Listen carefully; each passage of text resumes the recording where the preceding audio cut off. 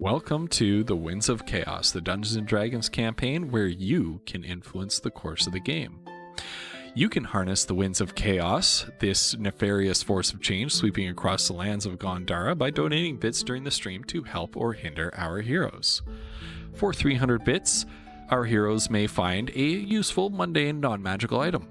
For 400 or 500 bits, you can buff the monsters that our heroes are facing with a minor or major mutation, respectively. Special thanks to our community's very own Bo the Distance for creating the random monster mutation table that we roll on for these redeems. For 600 bits, you can compel a player character's flaw. 700 bits grants inspiration to one player character. That's a reroll of a d20 during a clutch moment. And for 800 bits, you can make Flutter Die roll on the Wild Magic Surge table, our community's favorite. Flutter's character, Kiona, is a wild magic sorcerer. That means that she doesn't have full control over her arcane powers, and every now and then, well, you'll just have to wait and see what happens. Finally, subscribers to the Dungeon Masters channel, that's Twitch TV/GhostPepper, can harness the Winds of Chaos to blow a custom NPC or magic item of appropriate level into the party's path. Please DM me on Discord for more info. Oh, one last thing. If you're a regular supporter of this campaign and you know, redeeming or subscribing or things like that are things that you do fairly regularly, please consider subscribing to our monthly coffee plan.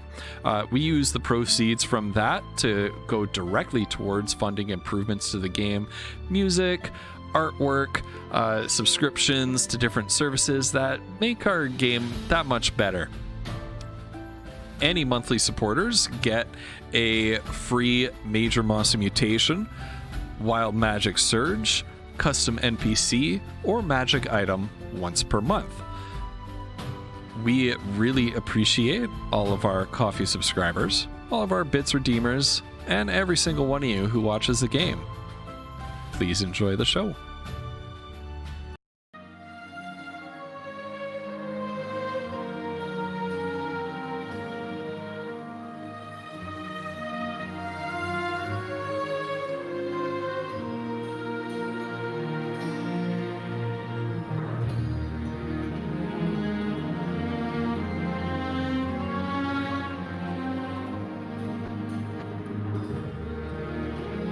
Hello, everyone. Hold on, I'm just unmuting everybody. Did I do it? Is Fox muted? You're muted for us. Oh, I'm muted for you guys. Okay. Hello, everyone. Welcome on I in. just saw your arms going wide. Okay, I did everything except unmuting myself. So that's pretty good. That's pretty good. Yeah, like that's we take like those. 3/4 of the thing. Yeah, it's fine. Oh, man. You guys, I'm so excited for tonight. Oh yeah, wait, is Ghost back? Did I may have started too soon. Is back But yet. you know what? I think that maybe The important people are here. Fine. We've got This is the Kiona. best. Yeah. We never did discuss how we're dealing with all of our visions last time. No, we didn't. We just kind of like, we're left, you know that dog with like the baked goods and it's having a PTSD flashback? That was the Right, three of yeah. us at the end of last session. Oh my god. Do I actually have an emote? Okay, no, I I don't have a single note from last session. I don't have anything What? written down except who hosted. It's so bad. I have, okay, There's a I have, short, well, you go ahead, there's a Will. short summary on the wiki. Perfect. Oh yeah. Look at that. Look at Woof being all You know- productive. FYI though, it is from my own perceptions, which are not always the best. So it's the best I could do. I mean, I think it's got to be good, right? Yeah, there you go. But yeah, I've got some notes. You know, there was that wild thunderstorm swirling around the summit, and then we learned. Well, I don't know if we learned, but we sort of Also, wait, can anyone in the stream let me know? I do worry that the music is too loud, but hold on. Hey, the unimportant person is back. Hey, also Ghost, 29 months. Thank you so much. Holy crap. Right? Jeez, I didn't even Yeah, see that. the 'cause I'm reading my unimportant notes. person is back. Yeah, don't The mind me. unimportant. Nothing I'm doing is particularly important. I'm just scrolling 5e tools here. Ancient red dragon. No! Okay. No. Yeah. It's just a prank, bro. Yeah. Oh god. Am I allowed in everyone? You know what? I'm just gonna crank everyone then. Yeah. Because they all seem fine to me, but like, Crank us all up, baby. Rank me. you know what? Maybe the problem. Wow. Maybe it's my headphones. Tonight's gonna be all kinds of off the rails, you guys. Like, I cannot focus on a thing to save my life today, so. Bad brain day. It's one of those days, for huh? Sure. 100%. I had like a You know- migraine yesterday all day, so today I'm like paying for that in the brain fog section Oh of my things. gosh. So Amazing. yeah, it's Dude, I hate days like that. I just, it's so foggy. I know. I managed to get things done today, but everything was about 45 minutes behind schedule. I was lucky I was here on time tonight. Right. My word. Oh. All right, Ghost, go ahead. Go ahead. Hello, everybody. All right, Wolf, let's I test am you. Ghost Pepper. I am the not Ghost Dungeon Pepper. Master. That's As you this guy can- over here. Yeah, as you can see from Who the has never looked animated better. image here. Yeah. Yeah. Yeah, the Dungeon Master from the cartoon. Collie, have you watched any of that cartoon? No. No, I just, feel like you really need to. I love the look of it, though. That cartoon's like a million years Yeah. Oh, it is. It is so old. Contemporary And to it's- Ghost Pepper. And it's actually so bad. Also contemporary to Ghost Pepper. Ah, But Okay, how's that? Gosh. Flutter and Collie How's are our balance good. now? there we go. The funny I funny didn't thing pass about my that D20 cartoon today. is that it never actually got an end. Oh no, Great. they just Yeah, stopped making they it. never ended the story. So the whole idea is that they're a bunch of kids from the real world who went to the fair and they got on a ride that transported them into the realm of Dungeons and Dragons. Like you and do. They were looking for a way home, and the series just ended. So it's like they never found their way home. They never And on then- their way home. And then, like earlier in 2022, this German car company released. There's like this German car commercial that gave an ending to No the series. way. Yeah, You're it's like kidding. a live action. Like they had live actors dressed up as the characters from it, and like fighting the final boss, and No they way. escape in like an SUV, and it's a commercial for the freaking SUV. Of course. Of course. And I'm like, I love this and I hate it at the same time. Right? Yeah. Oh my god, that's amazing. I'm like sitting here with Oh, tissues. you know, I'm it's like, someone it gets- of your it gets an generation end. that made this commercial Yeah. and like craves an ending for it. look, they Yeah. use summon vehicle, summon mount. Yeah, and they yeah. summon Still an trying to SUV. soft. And it's just such a janky ending, and it's just somehow so fitting and yet so terrible and yet so great that it's a car commercial. I don't know. It's That's wonderful. amazing. Oh, I got a good question for you today. Oh Uh-oh. no. All right. God, I don't like it when he's I'm excited. good. All right. Well, welcome everybody to Winds of Chaos, our weekly, sometimes lately semi-weekly D&D campaign, going from level 1 to 20. What level are we at right now? 11? We're level That's 10? And 10. How do you not You're know level this? 10. you want to Like, give us how- another fast level? track How are you now. designing Dang. encounters? Like, I He just, can't- he doesn't know right. what level we are. He doesn't Like- remember. There's no level. encounter balance. I gave you the video. I No, gave you the I mean, video. I agree, Encounter I balance agree. is a spook. Well, yeah, Encounter but, balance is a spook. well, I It's agree, irrelevant. but I do think I could kill you guys with a pack of wolves like right now Oh, yeah. if I But, like- design the encounter properly. Like Well, yeah, but Right. like, like I feel like, you know, it's useful to know what level your players are, so you know, like, a range of things that might challenge them. Oh my god. Oh, Or I've got a you range of know, things that just can challenge throw you. demigods at us all the time. Oh, That's fine. please, no. Sure. So why would you say that? Why? Anyway, We're I already thought you were facing- level 11. Yeah, but That's cool. I thought you were level 11. There's not a big so, difference between so level 11 next and level 10. week, yeah, it's fine. So it's next fine. week, when we all show up level 11, you won't notice. No, make me smaller. Oh god.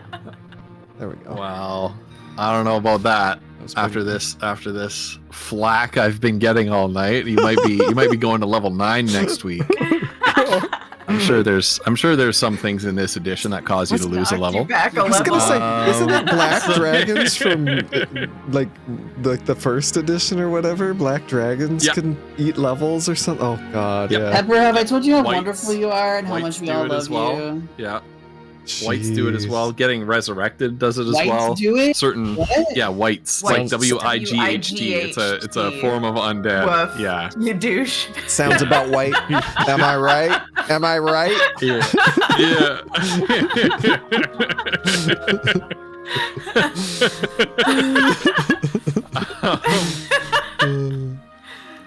Yeah. So, I've got a roleplay question, roleplay warm-up question of the week for our players to answer. Anybody who plays TTRPGs or D&D more specifically in the chat, especially if you have had a character in this campaign, not necessarily. We just like to hear from you about your characters. Please feel free to put your answers to the question in the chat. So the question is, describe your character's personal hell. Describe your charger's personal. Oh, I hate this hell. question. Goes to Stephanie. I like it. Not I like fun. it. I like it. I like it. Not okay. This is what I happens can't when even you say, "Well, see the him important taking people are notes. Right? Sick. You'll just have to open your ears for the pencil scratches. Mhm. So, God. yeah, so while our players are thinking about their answers to that question, I would like to say a few thank yous. Thank you number one is for our coffee subscribers. They are Bard Owl, ATM Zero, and Bruce Campbell Soup. Thank you for your ongoing support of this campaign. Thanks to your incredible contributions, we are able to do things like have a subscription to Roll20, maintain the World Anvil. Hopefully in the future, when we've saved up a little bit of a bank, we can commission some art, because it would be really nice to get some artwork of this campaign and some of the characters. So stay tuned for some of that. Second set of thank yous is for Megan, Starboard Striker in the chat, and Bo the Distance. Thank you both for being our rules lawyers. If we need help with a rule, they're there to look it up and tell us how it's supposed to work. And then we promptly ignore how it's supposed to work and we do it our way anyway. But we really appreciate you helping us out, because we would not be able to do it without you. Third thank you is for Vinyl Stencil, who helps to manage the bits redeems that you saw a little bit of a briefing on at the start of the stream here. So if you redeem your bits, you can have various ways to affect the campaign, and Vinyl helps to kind of organize that and package that up together, ask the questions that need to be asked, and sends me a DM so that I can easily reference it and insert it into the game when it is appropriate. And the final thank you, of course, is to every single person who's hanging out in chat. I see a lot of familiar faces here. I see Sloth, I see Megan, I see Obed. So it's just wonderful to have you all here, and we love the not only playing this game, but also talking about it with all of you folks outside of game time. It's been great for conversations with people, and thank you for being part of the story and part of this journey with all of us. So our roleplay question of the week was, what is your character's personal hell? Megan said this is awkward, but Darfin's first meeting with Foodle came dangerously close to his personal hell. Yeah, being stuck in a room with a bunch of Foodles and no escape. Yep, I can see that. Yep. Darfin. Efima's personal hell would be not being able to drink wine. Oh, yo, no. cheers, my friend.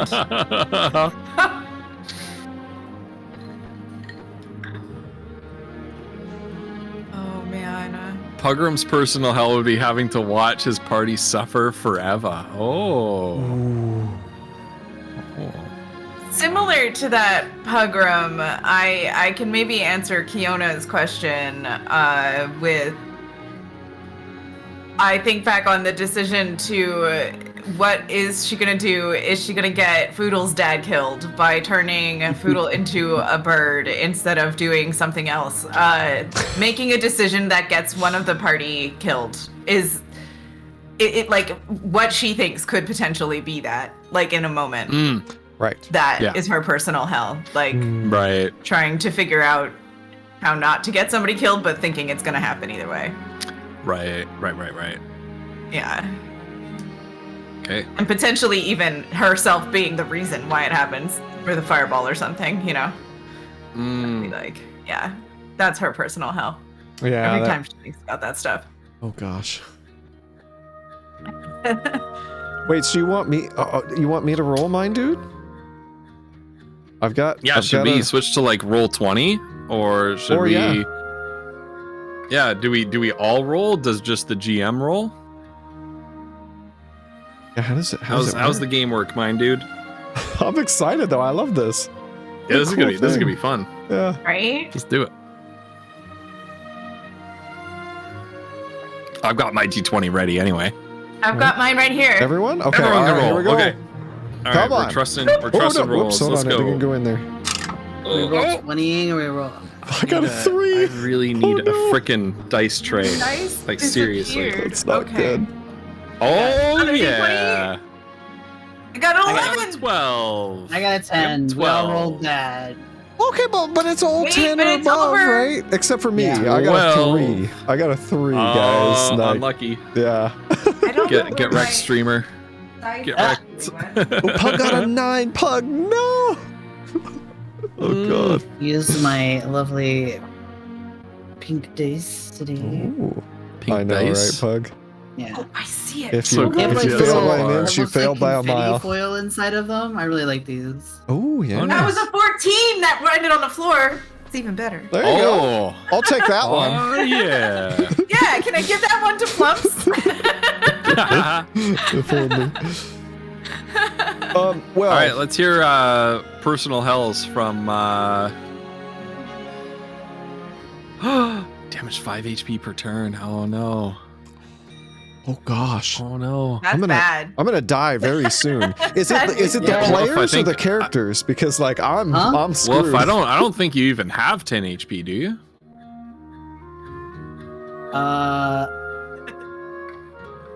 I mean, I'm a peasant, right? I thought we reset ourselves. Right? Did we? If I it is reset emotion, no. myself. You reset yourself? You had did? a long We rest didn't. last night? Did we get a long rest? Oh yeah. Well, I mean, not right away. No. Right. Oh yeah, I because healed but we myself, did so I talk think- about traveling back. So I think I had something Right. like 14 Yeah. HP because I healed myself in Okay. combat. So Yeah. anyway. my sorcery points are spent, but I did not reset my things. Well, I have more healings. If I heal myself, I have more healing stuff I can do on myself. So So I roll a d6. Oh god. Okay. Anyway, Oh no, mine dude. Oh my goodness. Cauliflumps and Woof, let's hear about your character's personal hells. I'll go. I you know, at first you would think it would be Foodle's family, but Majra is used to them now and has seen their usefulness. So it would be Eldrigo is being a jerk and screws with the electricity, trapping Majra in an elevator with Shiraz Shadeheart, where she's having to Oh. be emotionally vulnerable about Kiona. Yeah. Oof. That's a very specific. Like, It really Look, she is. doesn't always Wow. have nightmares about eating horses, okay? listen.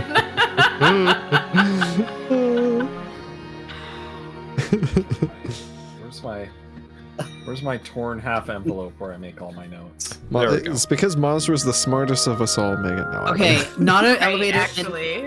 an ascending room. There we Oh, go. there you go. An ascending room. Yeah, I think that was Ascending from room. a game or whatever. that's. Yeah, I'm sure that's what some of the tree gnomes, amazing. the forest gnomes. I'm sure they use those. There's a lot of Right. there's a lot of stuff that comes from game. That's a Mm. very pretty mug, Flumps. Right? I like it. Simple, but you know, it's not. Oh wait, I Yeah. should probably. It's Yeah. really cute. Yeah, Yeah. I like it. I like it. Okay. Thanks. I'm glad you like it. So- Foodle's Who personal rolled, hell. who rolled under 10? Collie Yeah, me. and Mazra. No, I rolled a Did 10. you roll No, under no. Everyone You rolled a else 10. rolled 10 Okay, or higher. okay, yeah. okay. Okay. Yeah, Foodle's the only one that got the debuff. Yeah. But I rolled an extra die, so and they were both above 10, so I was gonna give one to Flumps. Yeah.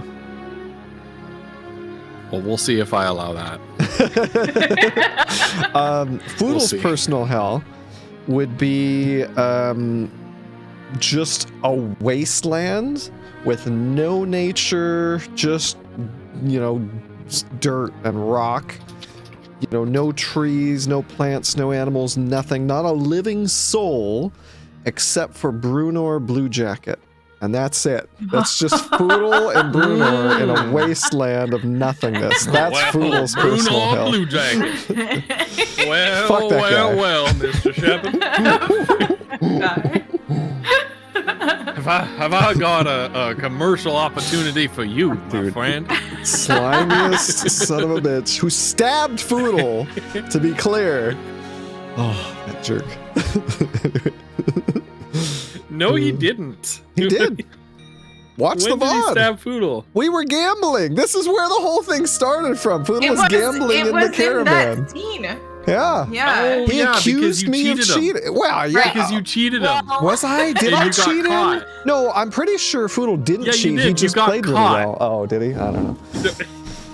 I'm not sure. Did cheat him. You're I don't remember You're that. straight up like I I don't think there might feel have been a guilty. I don't little know bit about of cheating. Yeah, I think there might have It's been. Brunor. Like, cheat him. I mean, come on. Listen I to don't actually Collier's remember. like highfalutin values. If I deem this person to be unworthy of my kindness,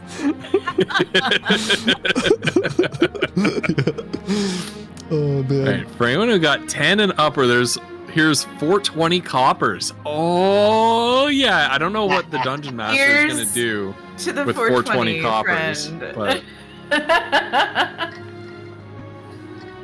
I feel like that's a luck roll on Foodle's bag, on Foodle's special weed. Hmm. Yeah, there you go. Oh, amazing. well, mine dude, thank you for blessing us and cursing Collie with your fortune/misfortune. Safe journeys to you. Good luck at your next stream.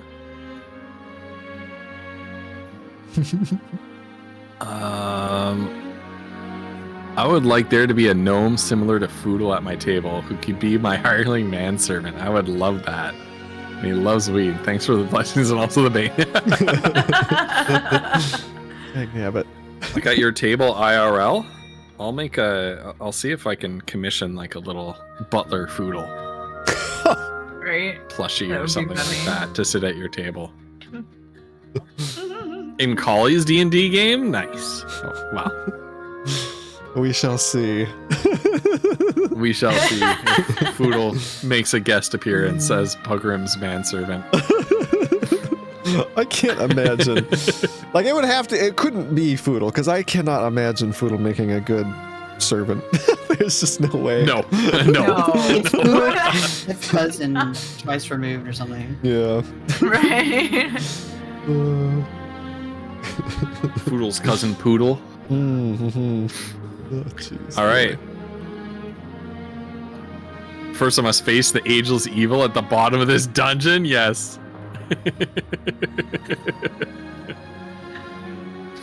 Oh, thank you, mine dude. Wow.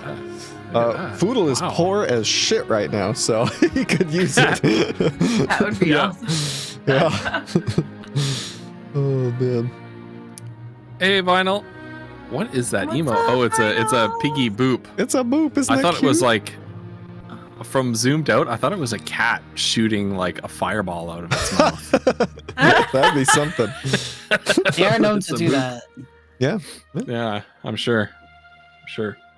All right.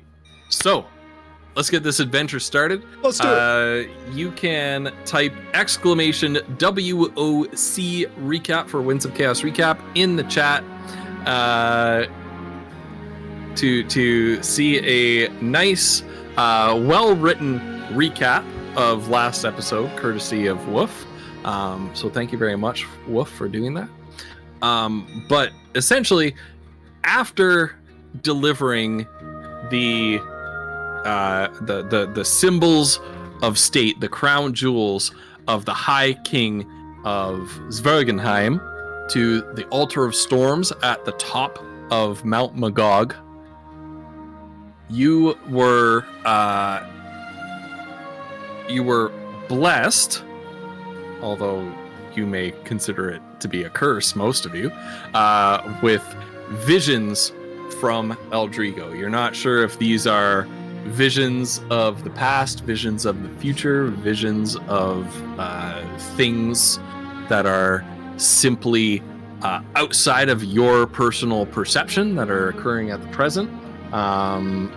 But you've experienced these visions.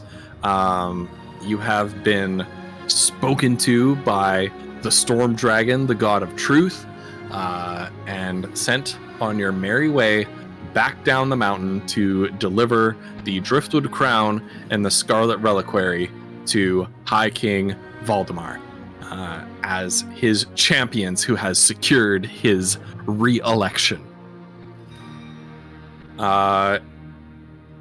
The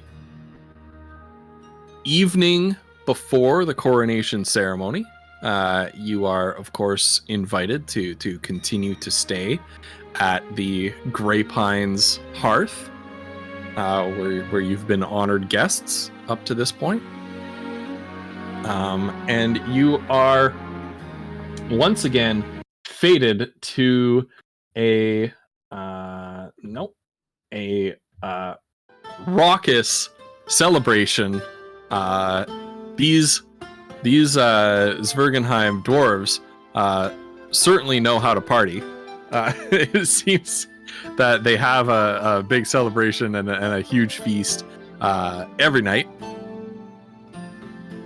And this night is no different, as Kettle Grey Pines welcomes you back to his home with open arms and enthusiasm, has a nice spread all laid out for you, and for a moment at least, you are allowed to forget about what you just saw up on the mountain. Yona's gonna do her best to do just that. Majra is doing the opposite.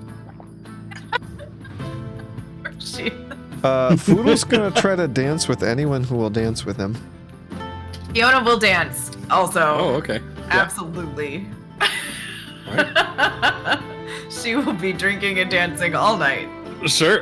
Can So we Foodle s- and Kiona can have a little dance. Can Yeah. we see how well Foodle dances? Would that be performance? Ooh, that would be. Sure, that would be yeah, that performance. be- Yeah. Oh That would be god. performance, but I would like you, since you're dancing, instead of using charisma with it, use dexterity. Okay. Yeah, that makes sense. All right, performance. Here we go. With dexterity. Okay.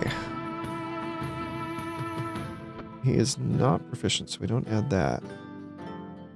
That is a 16. That's not bad. 10 Nice. plus 6. Okay. Poodle does Okay. some jaunty jigs on the tabletop. That's how it Nice. goes. Yeah.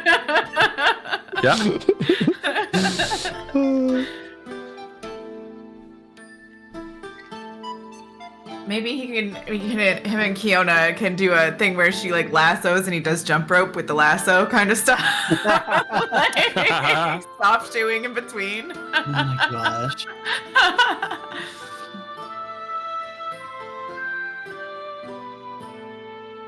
Oh my goodness.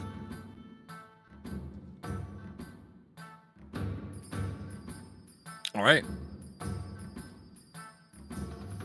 So you folks, you just celebrate and then turn in for the evening, unless you want to do anything else.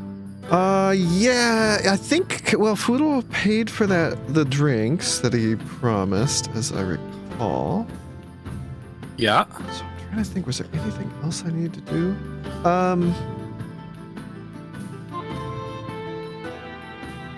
No, they probably shouldn't talk about their visions here.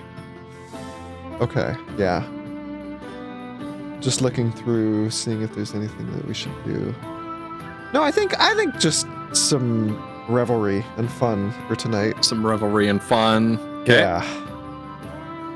Great. Okay. And then you do have a Kettle Grey Pines doesn't keep this party going quite as late as the last one did, and he doesn't allow it to peter out naturally. He kind of starts to send some of his extended family clan to bed and sort of shut things down early. And this bunch has a very early day tomorrow. That's the coronation ceremony. So you will all probably want to get your rest.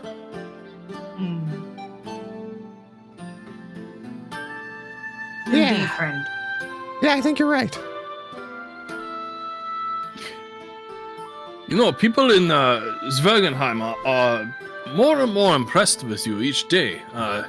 Mount Magog used to be a very safe place, but these days it has become rather dangerous. Yeah. I'm amazed that you were able to get out of it quite unscathed. And he kind of sidelong glances at Mazra and Mostly unscathed, it seems. Yeah, it was a little bit scary up there. There were giants. And they were not friendly. Yeah. Yes, strange things happening. The giants, normally they are very aloof, but not violent. Yeah. Keep to themselves, but giant kind has been something of a civilizational elder sibling to the dwarfs for centuries.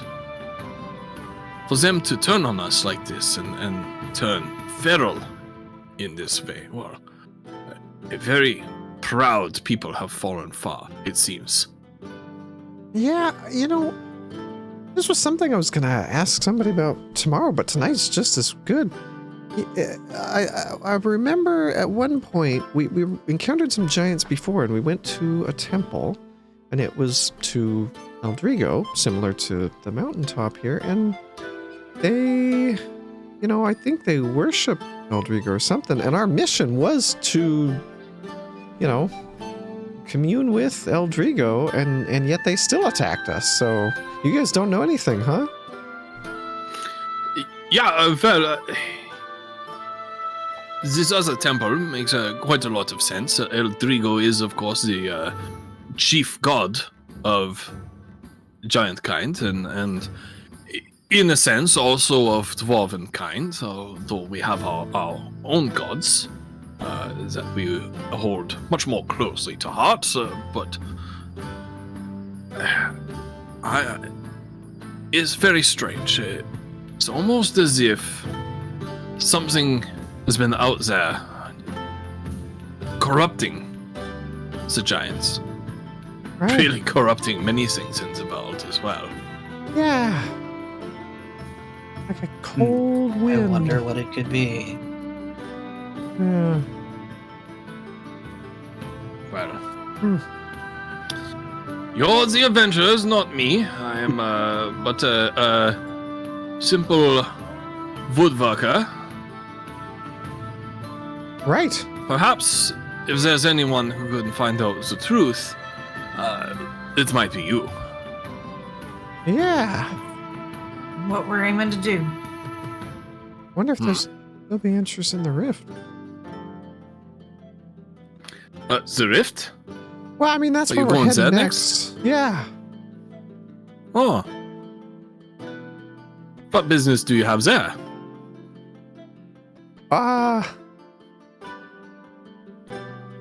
I'm trying to think if we have anything beyond this, but Foodle's for Foodle, it's well, I want to go see the gnomes.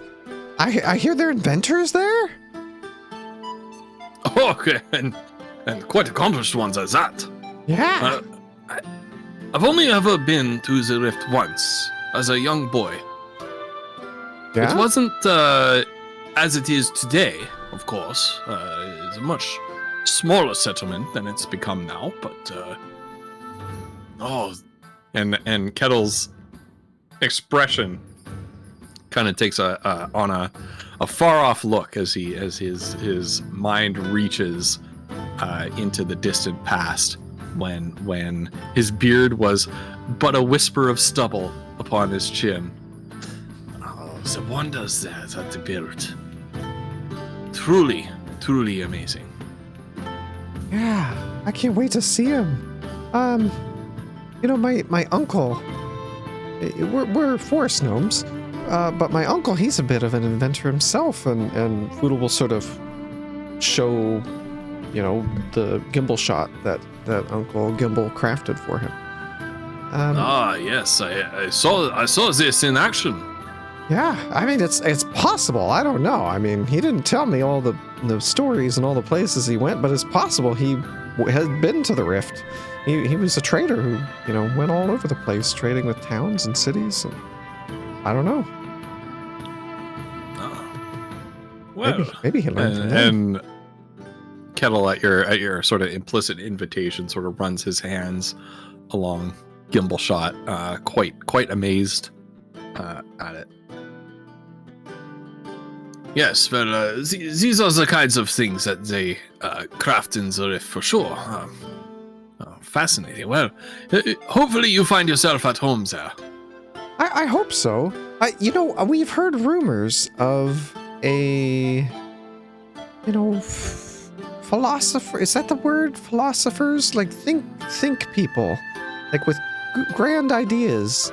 Noam Chomsky or something like that. I would love to meet him. I don't know if he's still there, but.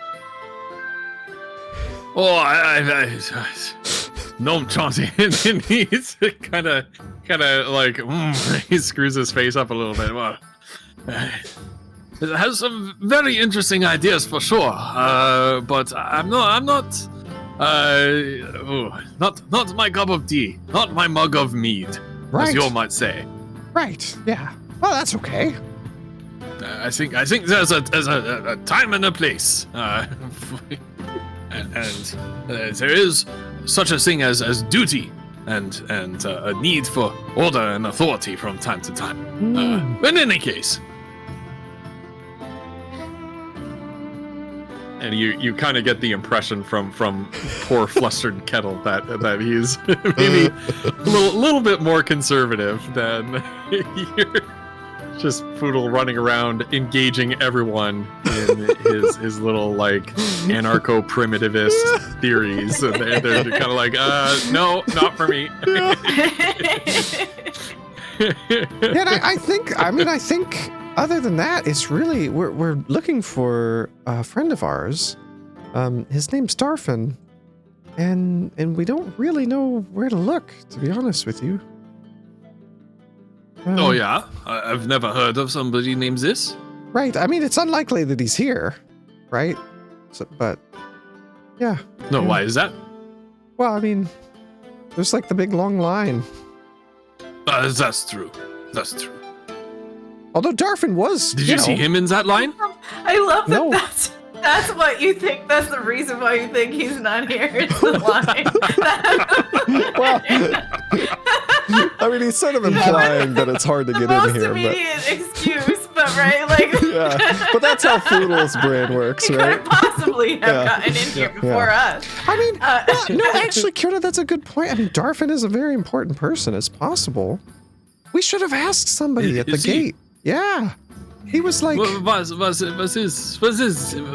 is he important? well, he was like He's the, a friend of ours. well, yeah, but also, he was like the captain of the Super Guard or something, right?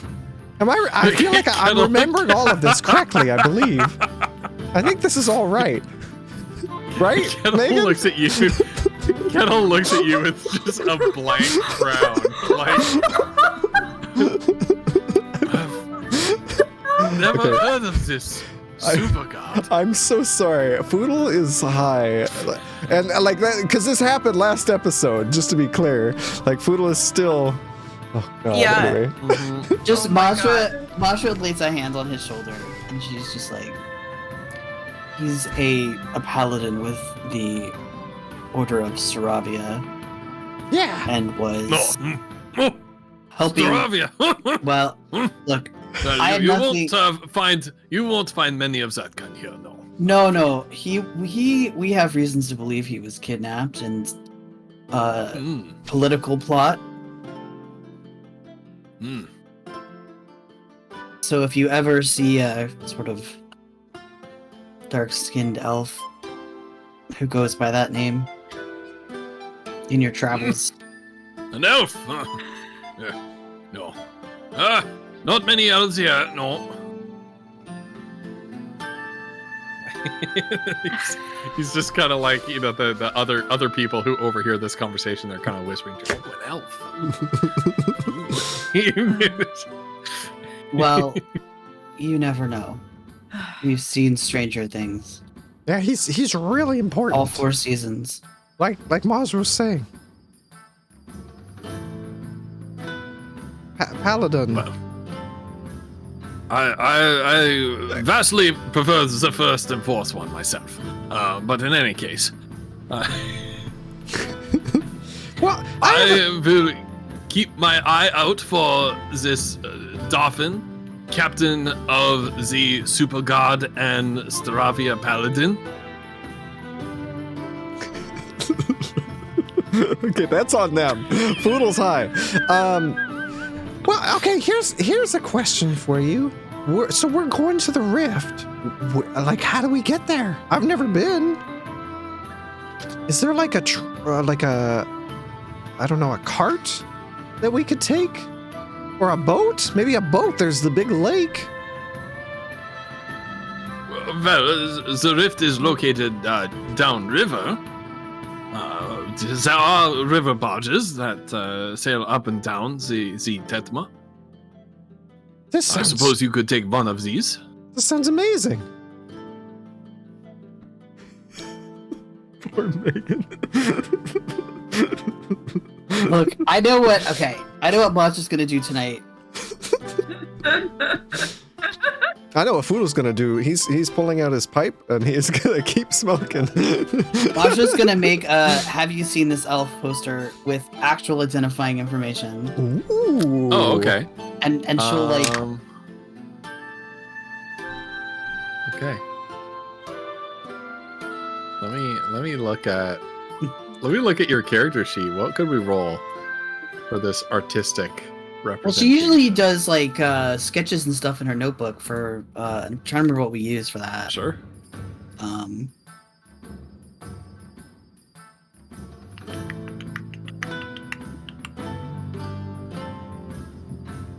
Let's see.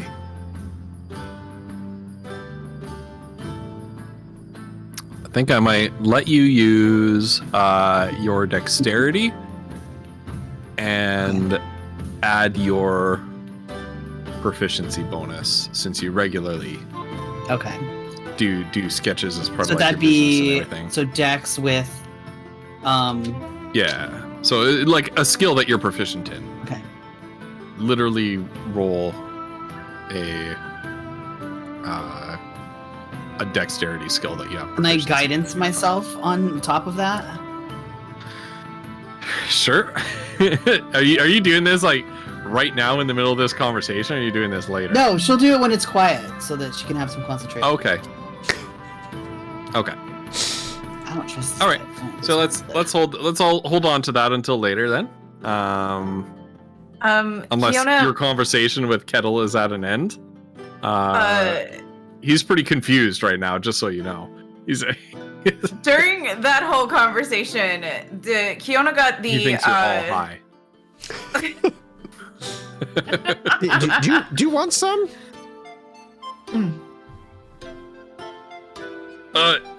No.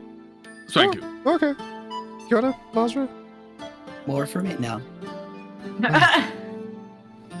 No thanks, Poodle. Listen, I'll be back. And she's gonna get up and go, and she's gonna find a messenger, a person that can send a message long distance. Sure. And she's going to. She doesn't know. She's gonna try to. How do you find somebody you don't know where they're at? She's gonna send a message to Iskander. Is it magical means? Can she do that? Oh, do you have a spell? No, but that's what I'm saying. She was gonna go find somebody in the town or whatever that could do She's it. gonna go find somebody in a town. Okay. Sure. Let me see. Spellcasting services cost per level. What level is spending? Is sending, rather? I think that one's. Is that 3? I No. want to say it's 3, but That's what I was thinking too, but I'm not sure. Let me see. Spell. guys, it's just why don't we just sending Darfin? Frick's sake, what are we doing? Didn't we try before Because and we were we like did- blocked? Oh, that. right. Okay. Thank I'm God. All right. 100% expecting Foodle to pay a whole bunch of money to cast Sending to Darfin and ask him. The only question he asks him is, "What's the name of your super guard?" Yeah. No, he would. He would, Yeah. especially tonight. He would if he had the money. He would. So Sending is 3rd level. Yes. The range is unlimited. Yeah, there's some extra stuff if they're on a different plane, but we don't Well, necessarily. okay. Hold on. If it's how much would it cost for somebody else to send the spell for her then? That's what I'm trying to look up. Spellcasting services. It doesn't. Oh, really? I definitely looked this It's up not recently. the same as a scroll, isn't I it? know. Because my I'm trying players to wanted find this. it. Hold on. I'm trying to find it.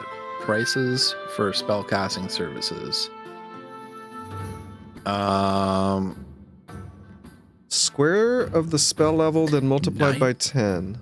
Add double the Square of the consume spell material level. cost and 10% of non-consume material. Jeez, that's complicated. Are you for real? Right?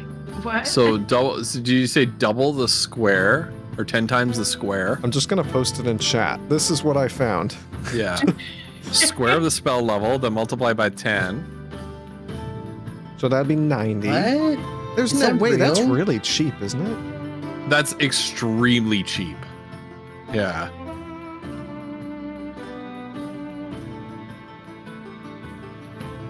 I'm gonna make that 300. well, 90 is way too cheap.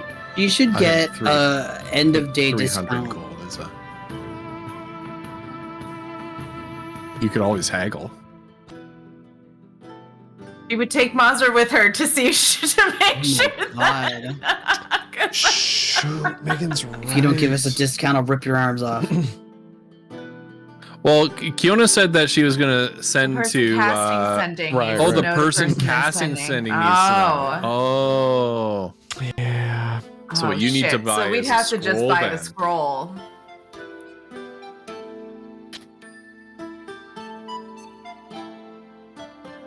Okay, that's a different thing. So 150 plus the spell level times 100. So 450. Yeah. It lists scrolls here. The normal cost would be 500 for that for level 3. Is it uncommon? Oh wait, is it common or uncommon? That's the question. Well, that's that is not- level 3 you means can't- uncommon, right? Yeah. So Yeah. so it's 500. We don't have enough money for that. Never mind. Never Yeah. mind. Kiona is gonna go sulk and go to bed. That's what she's gonna do instead.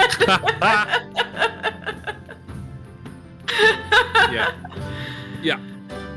I found somebody made a formula that's 150 plus the spell level times 100. Yeah, I kind of like that. that seems way. The whole like common, uncommon, rare is like really I was just looking at the catalog. not thing. specific. That's- Yeah, and the catalog thing uses like the base rules, No way. and the base rules are really yeah. not. I'm a dummy. 810. But even then, 810 gold for a 9th level spell? Like, what? Well, is that? plus materials. Right. Plus material but, like, costs. how. And- let's say it's a diamond worth 1,000. Like, okay, these are. Well, then you have to double that, so then it's Okay. 2,800. But, like, your which players is who are still hiring not somebody not who do expensive. it. Exactly. Like, for a 9th level Yeah. spell? It's Like, not that what? expensive. Yeah. Just cast Wish for, obviously someone needs to know it, like you're saying, Megan, but yeah, like, it's just, I don't know. At any rate, Anyway, we don't doesn't have the matter, money to doesn't cast matter. the Yeah, spell yeah. I wanted to cast. Sorry. Yeah. So I went on we're- a whole tangent. We're gonna not do that Yeah. right now. Yeah. Anyway. Yeah. But it will be on Kiona's mind, so as soon as she can, she's going to. Okay. Right. So Kiona just goes to bed after the celebration. Yeah, she's sulking Um, and thinks that she's the cause of all of the issues with the giants and everything, so she's gonna go to bed. Mm. Okay. Or part of it, anyway. Mazza, you wanted to draw some missing posters, Yeah. missing child posters So, yeah, of Darvin. missing child. Yeah. Yeah. Okay, so would you say Dex? Yeah. Okay. Dex plus your proficiency bonus. Doing this, look. Oh my god. Oh my god. So that's All right. wait, 27 plus 27. plus 1 for my guidance dice. 28. Okay. 28. All right. So you guidance yourself, you call upon the spirits of fire, who also happen to be like the spirits of smithing and crafting and creation, shaping the components of the natural world into something that is useful to oneself and one's clan, to bless this artistic rendering. You've taken paper, you've taken charcoal, and you've called upon the fire spirits to give you guidance in drawing this picture of your friend Darfin. And it looks like basically just about a black and white photograph. You've done an excellent job drawing him. And you were able to write enough little bits of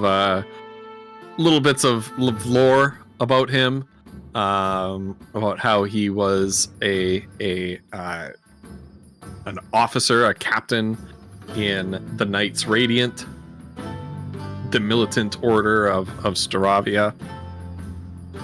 How he was in Cormantia at the time of his disappearance.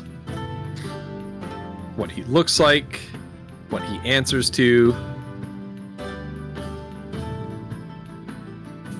how he's skittish and might run away if called upon, but you might be able to lure him and win him over with like a little bit of whiskey. Just put a little cup of whiskey on the ground and back off. Let him come to you, you know?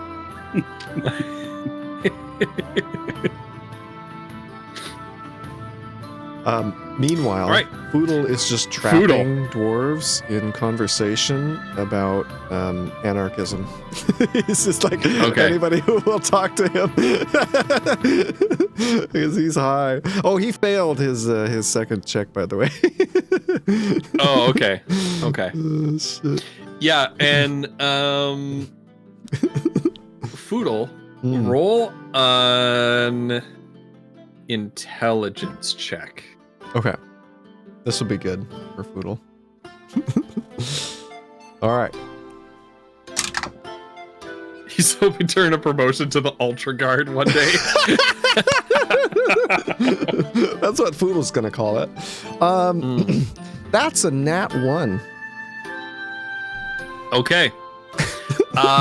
So you had an opportunity in all of this conversation to learn a thing or two, a little bit of lore about the dwarves and their society. Oh, no. In contrast to the society that you're proposing to them, but you're too high. Yeah. So you don't understand. You know, they try to. Some of them are like, Right. weirdo, get away from me. Right, but why does he some have of the them, some of fancy them hat? actually like. Yeah, some of them try to actually engage with you and teach you a thing or two about their culture and their civilization, but you're too high. You know, like a typical anarchist IRL, you're too high to hear. Holy shit. Yeah. All right. And then Foodle will head to bed. Flutter's shaking her head. Yeah. Okay. All right. And so you tuck in for the evening, head to bed.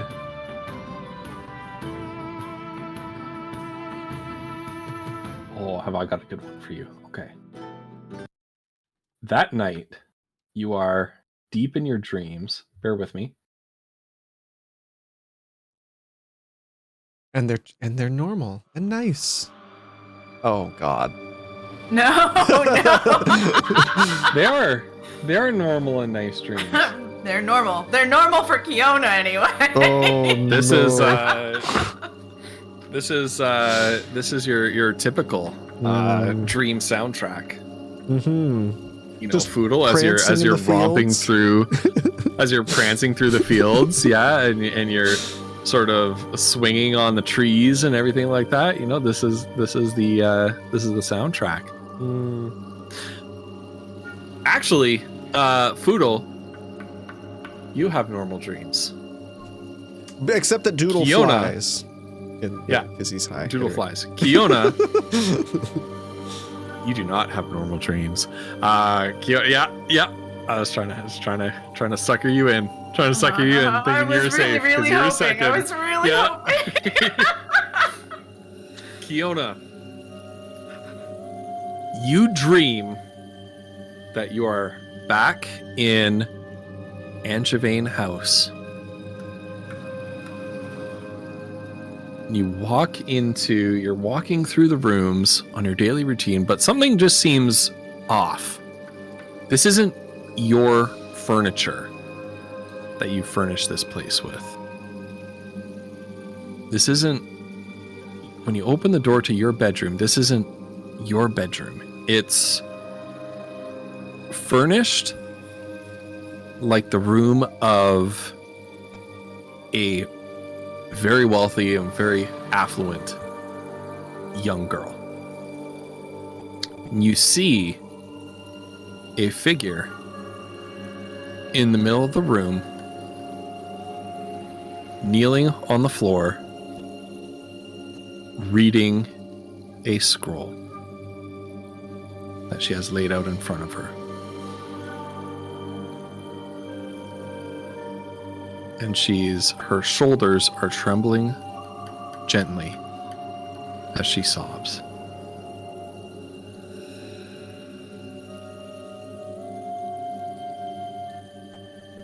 You approach the girl, instinctively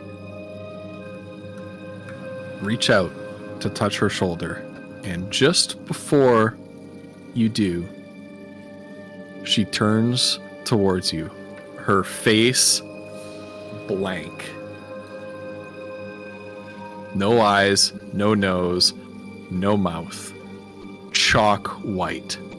The room suddenly fills with water, and you see her being sucked down into the black depths. She reaches out for your hand.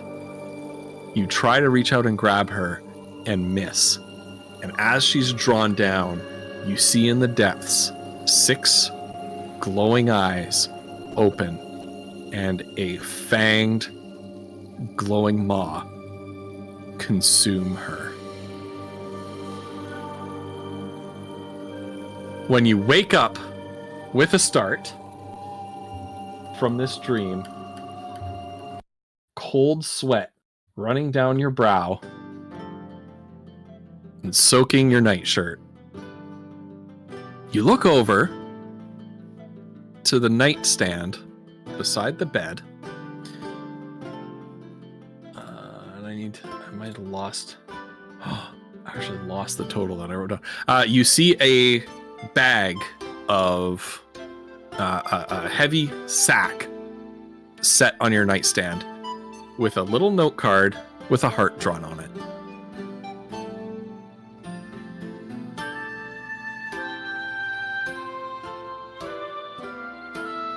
You'll look at the card, like the other side of the card, to see if there's any other thing about it. Yeah. And on the back, there's a note written in sort of very precise, very flowy, very, at the risk of being stereotypical, but it is stereotypical, very, very sort of girly writing. And it says, "Dear Kiona, you were tossing and turning in your sleep. You should really go to bed a little bit earlier and avoid eating acidic things before going to bed. You'll have better dreams. Love, Trella. XOXOXO. P.S. Oh yeah! This is the rest of your gold from the tavern's monthly earnings. Don't spend them all in one place. Winku."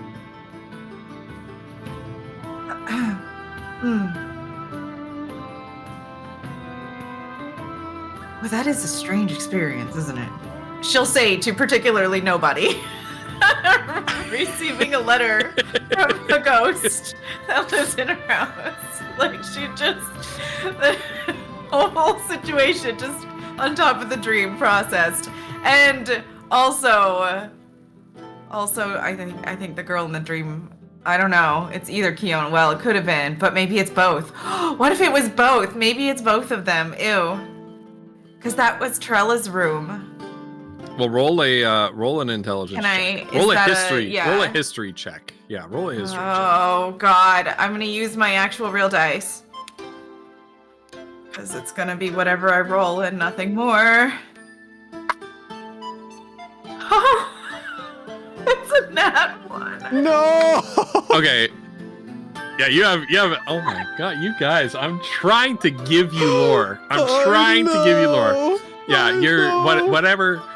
whatever goofy fancies that you come up with to interpret this dream. Yeah, let's just run with that. Sure. Yeah. So it was. You know that you have been told the story of Trella once, but you can't remember. Right, but I don't remember any of it. That was unexpected. She was thinking about other things. Yeah. So, how much was the money that's in the bag? She'll get up and she's not gonna go back to sleep after that, so. Yeah. For what? 450 gold. Oh, I thought you were gonna say 420. No. Nope. That is going to be your current monthly total. That takes into account. So correct me if any of this is wrong, but you chose like a comfortable level tavern, right? Mhm. Oh, I thought we went with the other one. I thought we went with the higher end one. Oh, because it's the high bar? Yeah. Did you? That's Okay, what I remember. have to redo my calculations then. Oh no. Okay. Oh, Ghost, I'm so sorry. That's okay. I've got it. Let me just do a quick. No. I'll just do good. Just do a quick. Sorry. Just do a quick redo. It's easy. Nice and easy. Let me just. I'm actually like highlighting the proper. Oh, do you have it in like the spreadsheet, and it'll just do like the? No, I don't have it in a spreadsheet. I just Oh. have it in a Google Doc. Ah. So that is 240 net profit per table. So it's actually that times 2.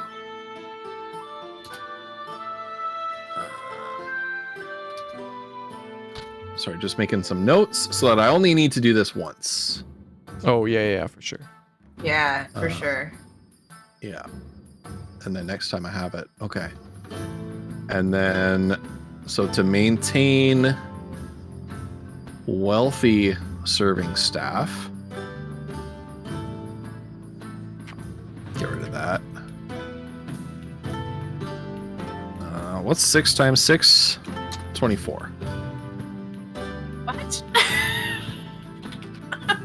Is that right? No. Yeah, wait, what did you say? No, it's really not. 36. 36 is He's 36. doing math like I was. I did 9 times 9, and I was like 27. Wait. That's got to be How did I 27. realize That's what it is. Yeah, not yeah, it? yeah, No. yeah, yeah. Okay. Mm, And then I hesitate to ask, what's 6 times 3? 18. Okay. All right. That's right. I'm So a there's your preschool teacher. expenses. So your expenses are your gross revenue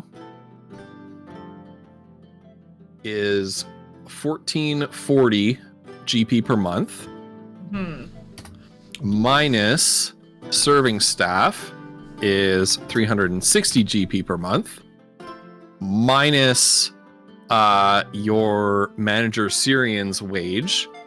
Dude, I He love gets that paid guy. 3 times the wage of a server. But he's worth much more than that in terms of what he brings to you. Mhm. So your end monthly income right now is 900. Fuck Ooh. yeah. Oh, thank God, we need it so bad. I know. Poodle's got Okay. 10 Okay. gold. Oh, that's so good. All right, so we'll take Yep. we'll take what? How much do you want to give to each of us? That would still leave enough for the scroll. A scroll is gonna be 500. Well, the scroll was 450. Oh, 450? Yeah, which is half of that. Okay. So the other half we could each take a 150 Well, I in think- our own personal if you want, or we can Isn't just leave it in the 45 cash. isn't 45 divisible by 3?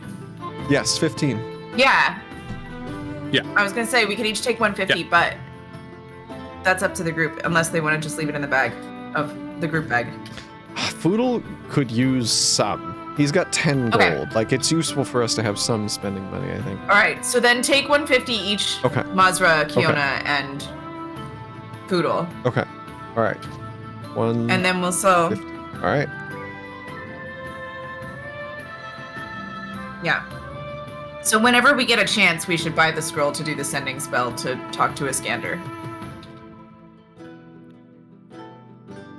That's going to be Kiona's suggestion after they all get together and talk about their visions in the morning.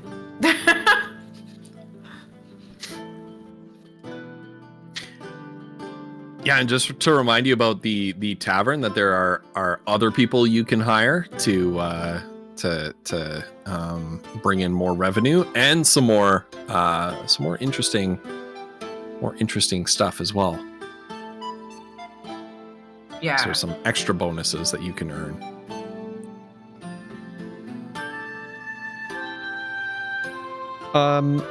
Ghost, can Foodle visit the... Ooh, I don't know if it'd be the same shopkeep, but maybe one of the other ones that... where's his name? The other guy recommended. He's got that giant's toe that he wants to sell. Okay, yeah. Do you have a price on that giant's toe? Yes. I believe I do. Or at least I do for my campaign. I don't know.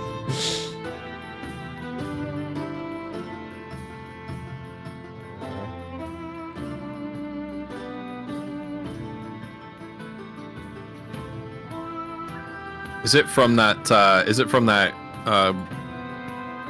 Gloomhaven book or whatever it is? Oh, possibly.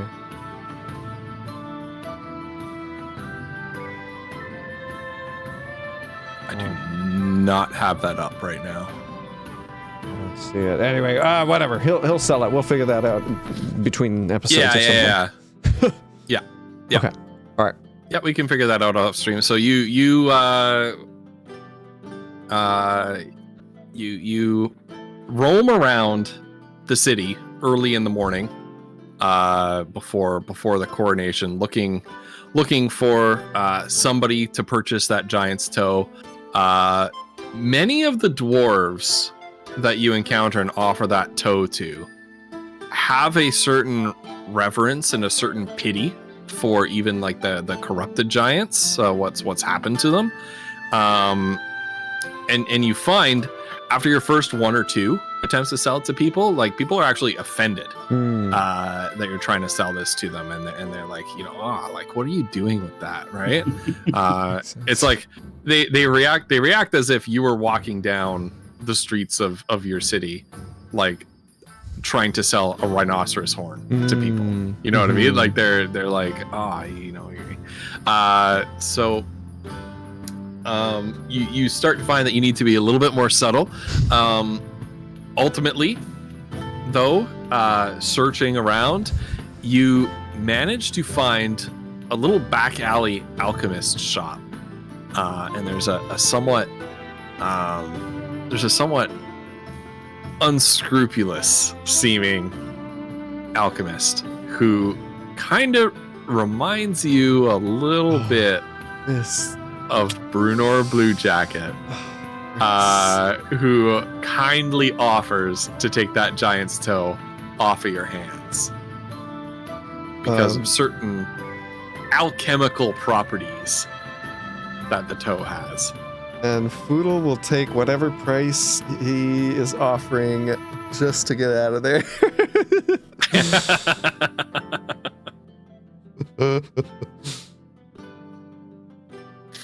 All right, and we'll figure out what that price is off stream. Yeah, if you can find it in your book. Yes. Yeah. Okay. All right. I'm on. Okay. Good. And so before long, comes time for the coronation ceremony. And so a troop of guards from the great capital city of Zwergenborg come to Kettle Greypine's door. They summon you to get ready to head down to the royal palace for the procession. Bring the crown jewels with you, dressed in your very finest. And so, resplendent in your very best clothes, you are led down a procession. Not the Ultra Guard, Megan, no. The Dwarven Royal Guards, 2 in front of you, 2 behind you, lead you in a procession down the long road from the Greypine's Hearth down to Zwergenborg. You see dwarves flanking both sides of the street, throwing rice and flowers and little bits of ticker tape fabric into the streets and cheering as you pass. They're chanting your name. Some of them are from the sides. Oh, Mazra, kiss my baby, please. Oh, because you are they're shoving their little dwarven infants with little bits of stubble on their chin towards you, because you're celebrities today. You are the champions of the High King. Mazra, it's a really cute baby. Just kiss it. Majra will pick up Foodle and press his face into the baby's face. Mwah! Bless your child.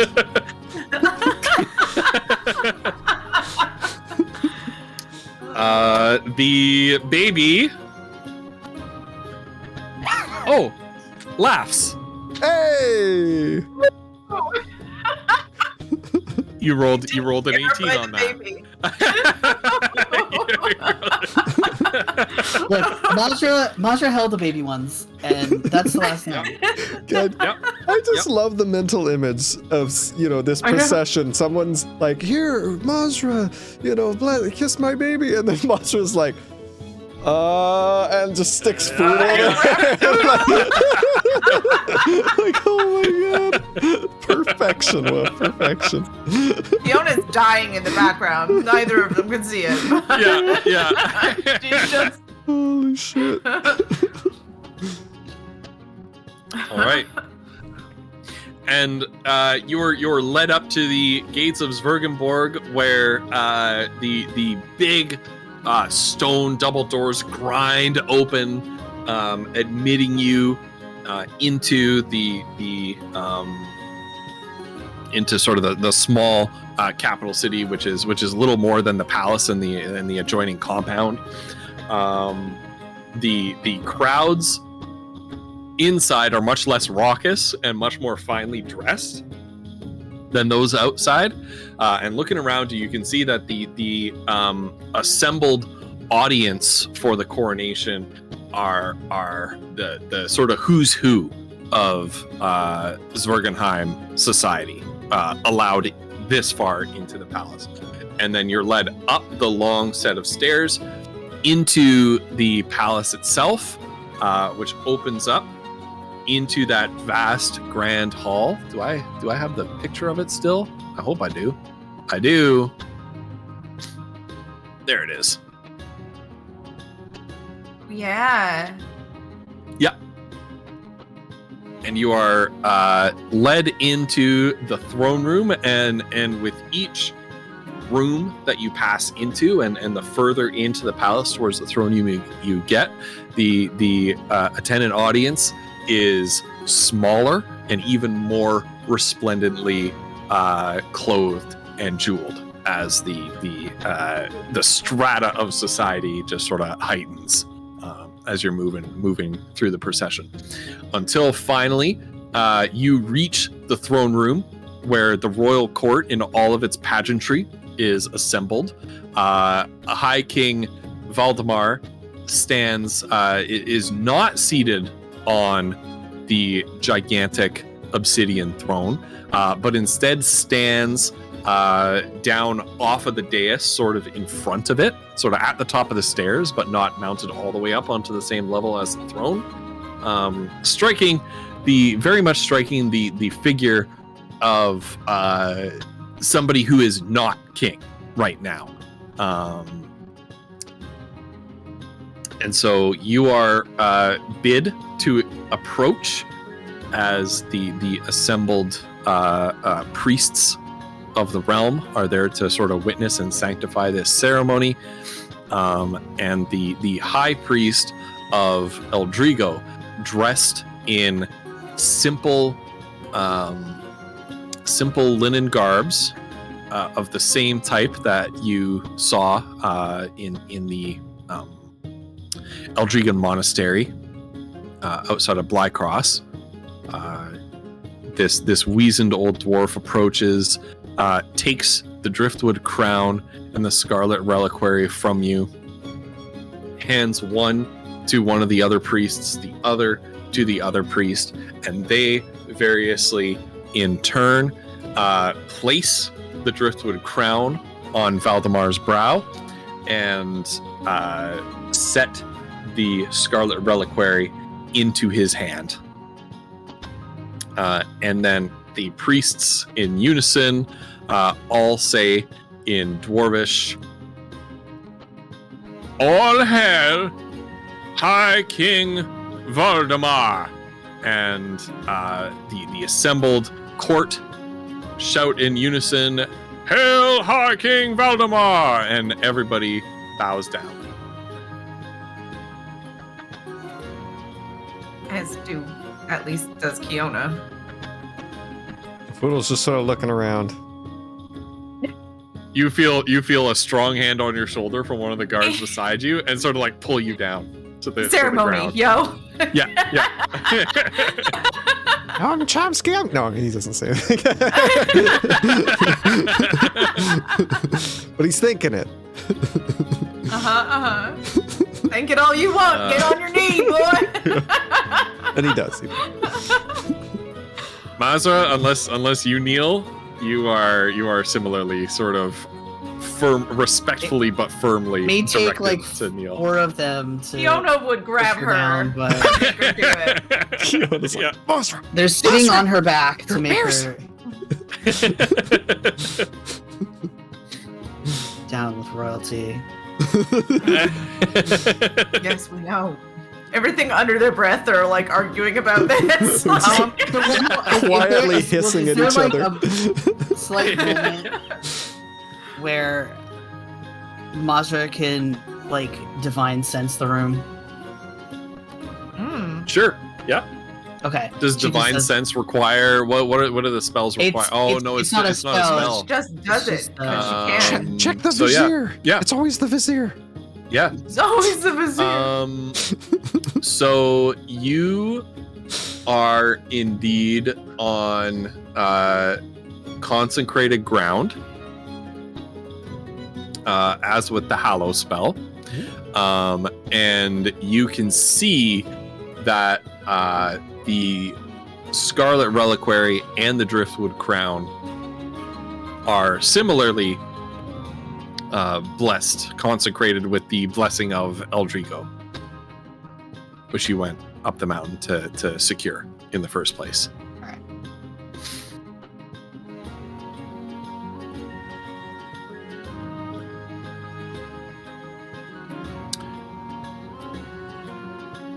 And at this point, the king ascends to the dais upon which the obsidian throne rests and lowers himself into the throne.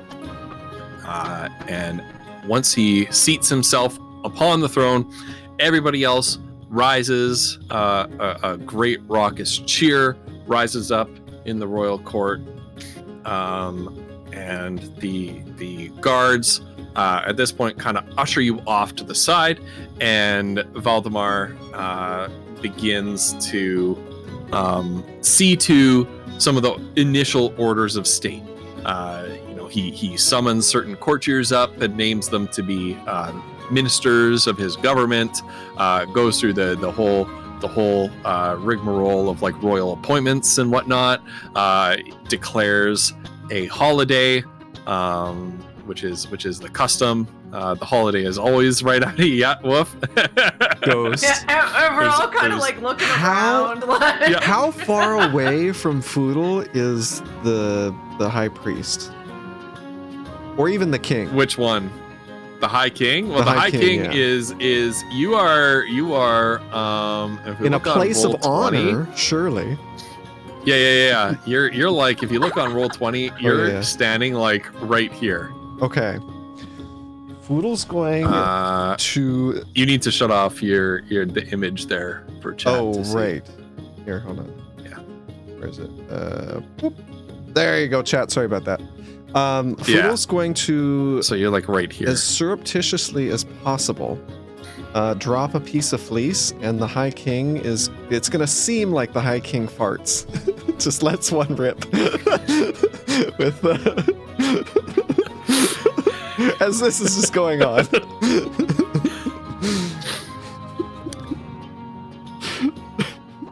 Roll. Sleight of hand, Intelligence. right? No? Yeah, Okay. sure. No, but roll intelligence. Okay. Roll All right. intelligence. Intelligence. Oh God. I mean, no love one's all gonna that know. No solely. one's gonna know. Come on.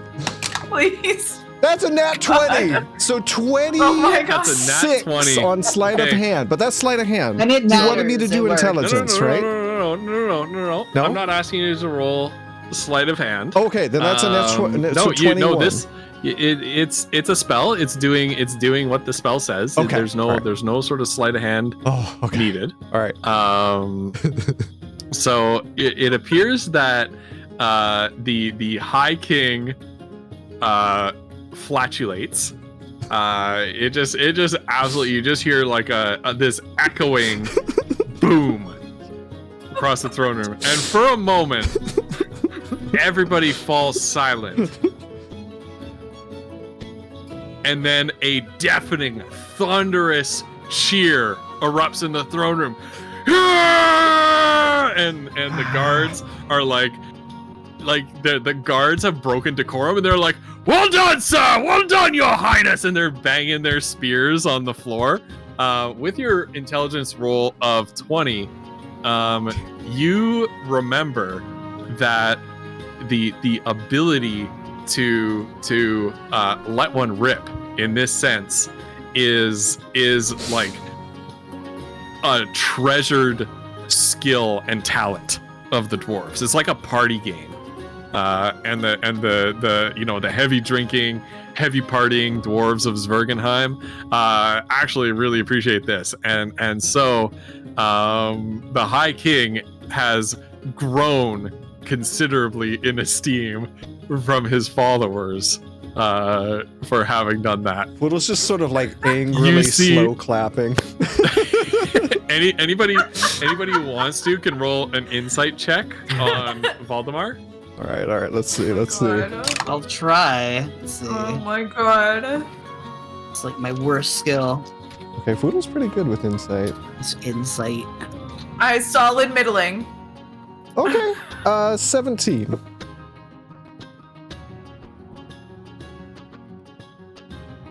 I got like a 5, so definitely not on my end. Okay. And Kiona got a 10. I was horrified, actually. Foodle. Yeah, Foodle. It's very fitting that Foodle is the only one who sees this. There's a moment where Valdemar himself is like just shocked, and his eyes go wide, and he like dart around a little bit, and then he kind of adopts an expression of like, well, I'll take it, because he knows that he didn't do that, but Dude, Foodle's so salty right now. Oh, shit.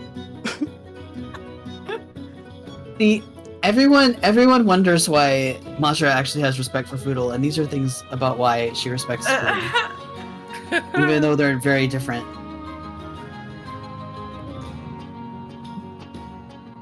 Anyway, sorry, Ghost. I feel like we kind of just interrupted the whole ceremony of coronation there. No, you're good. You're good. And, Certainly woke and- Kiona up. She was like daydreaming that whole time. She's like lost in La La Land.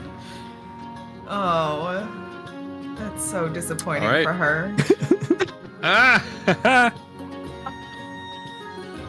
This is typical D&D right here. Oh, that's not the command. Okay, whatever. So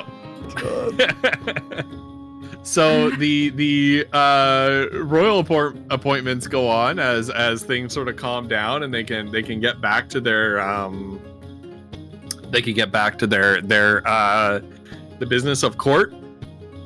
And at the end of it, the High King says, "And finally, I wish to call forward the heroes, champions of the realm, who secured my re-election. Fudelshappen, Kiona Neely, and Mazra Greenstone."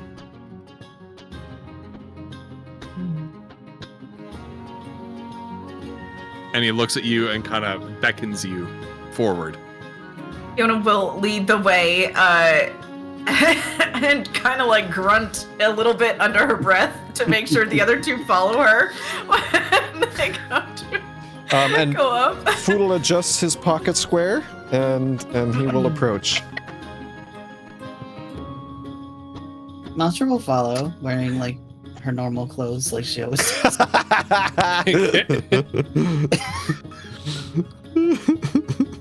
All right. And Valdemar kind of waits for you to kneel.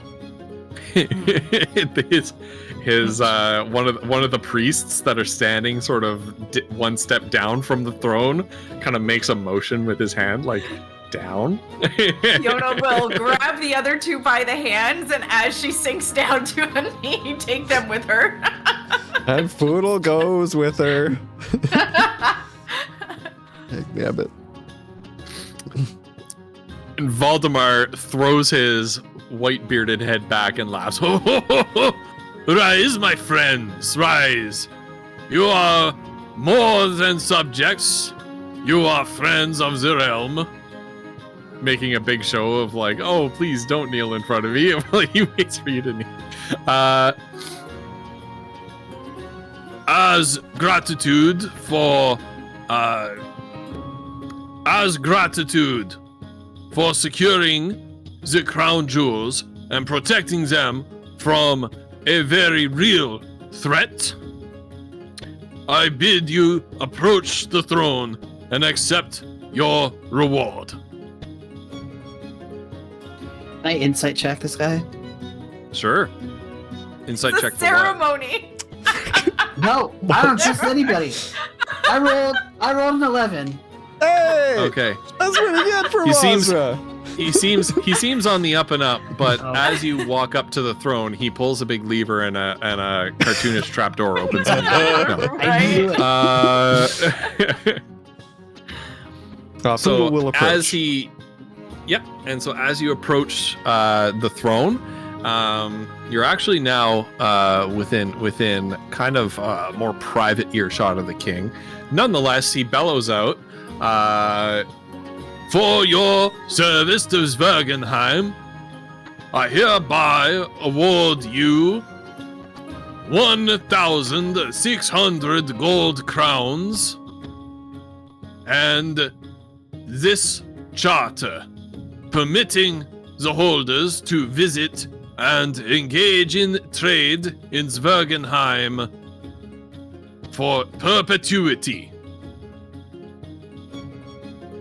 And you know that this is a rare honor given Zwergenheim's strong isolationism for you to be permitted to come and go into the kingdom as you please. And you get to add 1,600 GP to your personal fund. Phenomenal. As two guards sort of come out from a room kind of beside the throne. They sort of come out, stage left over here, carrying one end of a big heavy wooden chest that they set down in front of you. Open it up, and you see a pile of gold pieces inside it. I thought he said crowns. Can Foodle insight check to see if we're supposed to say anything, or we're just supposed to just Sure, you can insight check. Yeah. Okay. He's gonna try to get a vibe check on what's going on here. Vibe check. 14. 14. Yeah, you can just remain silent. Okay. As the High King. Yona's thanking all that is holy. When she sees you go, Yeah. Yeah. As the High King turns his attention from you, his gaze travels over your heads to the assembled crowd, and his head turns to the left and then to the right. He says, "And so ends this coronation ceremony. Let the festivities begin." And the crowd once again raises up a thunderous cheer, and long live the High King. And everybody sort of files out of the throne room. The king, however, as you turn to leave, holds up a hand and says, "My friends, wait a moment, please." And so once the royal court procession heads out of the throne room, and the throne room doors are closed behind you.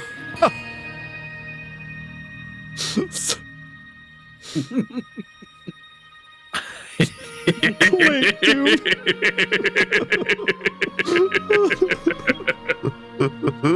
That's my headcanon now. Everybody, let us share a celebratory fart. Sounds like the freaking like reverberating bass sound from Inception. Yeah. 86 in here. Oh my god. Dungeons and Dragons. When you are alone and the large stone double doors leading into the throne room have closed, it's just you, the three priests that presided over this ceremony, and a small contingent of the royal guards. Valdemar stands up from the throne, removes the driftwood crown, places it on the throne, and he turns back to you. You have been trustworthy servants to the nation of Zwergenheim. I understand from my agents that you plan from here to travel east to the Rift. Is this true? Yeah, and we don't know the best way. Allow me to take care of that. Oh. But in exchange, I have another job for you. I would like you to bear with you a ceremonial treaty of renewal between Zwergenheim and the Rift, guaranteeing the free flow and navigation of the river Thetma between the two realms for this period of my kingship. Sure. I love that.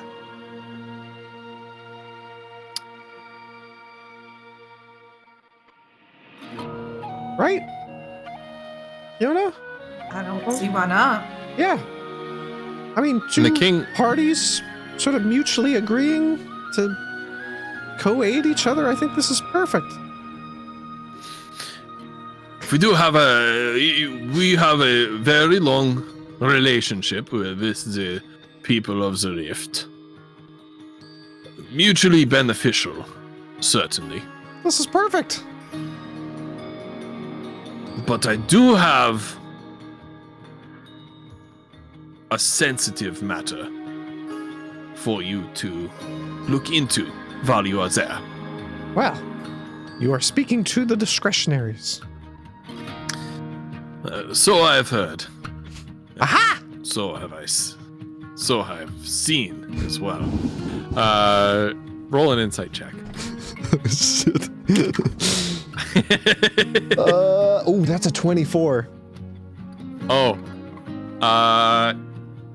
When he says, so I've seen the discretionaries in action, he is a little bit of sarcasm there. Right. Oh, shit. Yeah. I would like you to serve Zwergenheim once more by investigating War Priest Gilbrand's betrayal during the election. He was the War Priest with the Right. Maul that turned against you, formed some sort of plot or alliance with the mutated goblins. We're still not sure why he did this. Like all of the crews guarding the crown jewels, he ranked among the most loyal, patriotic, and elite citizens of Zwergenheim. For him to have committed this treason to us is unthinkable. Now, as it so happened, he had recently returned from business in the Rift. The incidents during the election has led to our own internal investigation into this business of his. And his story of attending a ceremony at a sister temple of Burundil in the Rift doesn't hold up, given his length of stay there. There was indeed a ceremony. As far as we can tell, he did indeed attend. But he stayed for much longer than the ceremony lasted. I would advise you to begin your investigation at the Temple of Burundil in the Rift to see what exactly he was up to. Right. Okay. What was... And at the mention of Burundil, How do you I spell would that? invite everyone to roll a religion check. I will put it in Twitch chat. Okay. All right. Religion. Oh, yeah. Foodle's good at this. Actually, I should really be putting it in Roll20 chat for the players. Wait. That's a 19. Oh, it was so close. Foodle has... I rolled an 18 plus 1.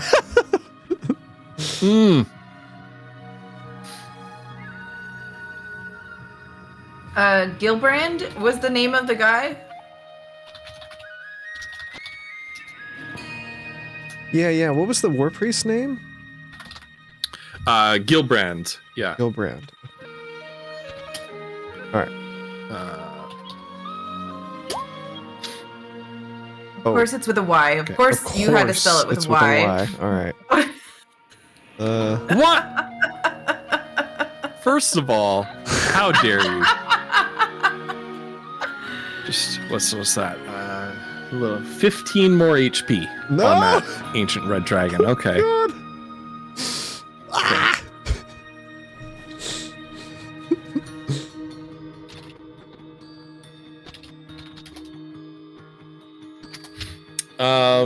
Do I have one from Mazra? Or are you foregoing a religion check on this? Sorry, I realized I was muted. I only got an 11. Oh, okay. 11, so two does 11s? Fiona. 2 11s and a 19. All right, so Kiona and Mazra, you know that Burundil is a dwarven god of some import. One of the priests who is here today was a priest of Burundil. Part of the dwarven pantheon that exists under sort of formal and historical subordinate position to Eldrigo, or like a tutelage kind of position, right? Foodle, you know all of this, plus you know that Burundil is a benevolent, dwarven, and giant god of stonework. So he's sort of the patron god of stonework. The giants worshipped him for centuries, and that worship of Burundil was passed down to the dwarves. Burundil is portrayed as a giant, but with a long dwarven style beard. Some scholars sort of postulate and theorize that he may even be the god who formed the first dwarves out of stone and sort of mined them out of the rock of the mountain. Burundil is also popular with gnomish miners, quarriers, and stonecutters. Though not your gnomes, because your gnomes do not mine, quarry, or Right. cut stone. Yeah. Obviously.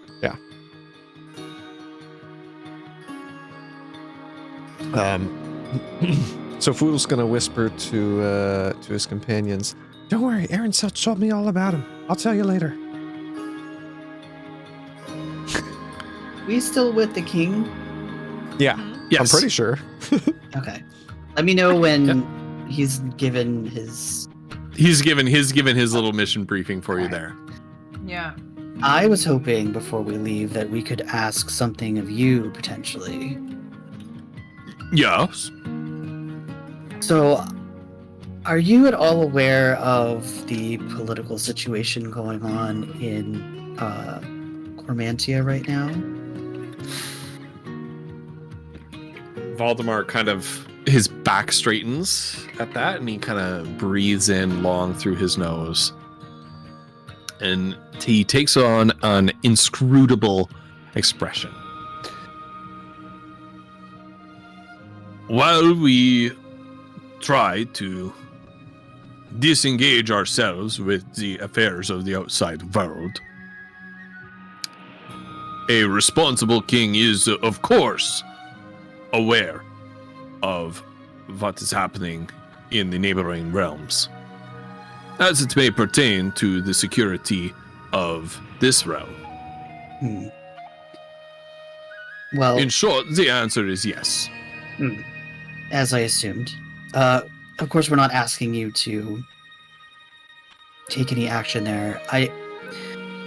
We were involved in a situation where it seemed like Saravia's high priestess and one of her guards were implicated in a political plot where essentially we think that they have been kidnapped, and we're basically just trying to keep eyes out for them. So if you hear or see anything, and she'll kind of like slip out the little paper, you know, With the incredibly lifelike charcoal Yes. drawing of Darfin on it. Okay. if you or your people hear or see anything, we would be most obliged to you. And the High King reaches out and takes up that piece of parchment, looks at it. Darfin, his name is. Is this the High Priest that you speak of? No, her name is Matilda. Although I think now technically she's no longer the High Priest. He was captain of the Radiant Guard and is a personal friend of ours.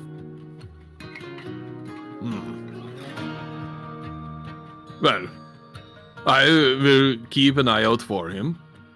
I will instruct our border guards and scouts that if they encounter this elf named Darfin and former high priest named Matilda, that they will bring them to me at once, and I will see to it that you will be contacted in all due haste. We appreciate it. Is what Foodle writes down in his notebook the names of Darfin and Matilda so that he's No, you wrote down the Radiant Guard thing. Oh, And the he Knights sort of Radiant. crosses off The Knights Radiant. Yeah. Oh yeah, he crosses off Super Guard. Yeah.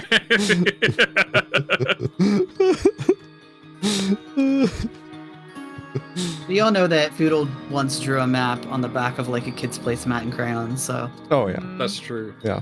Oh yeah, he was given like the kids' placemat map of the city by the tourism. Mhm. That's right. Mhm. so good. I love Foodle.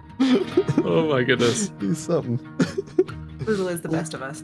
Look, Megan, she just gave Darfin's mugshot to the king, so I know that's the thing, Megan. We've got Mazra.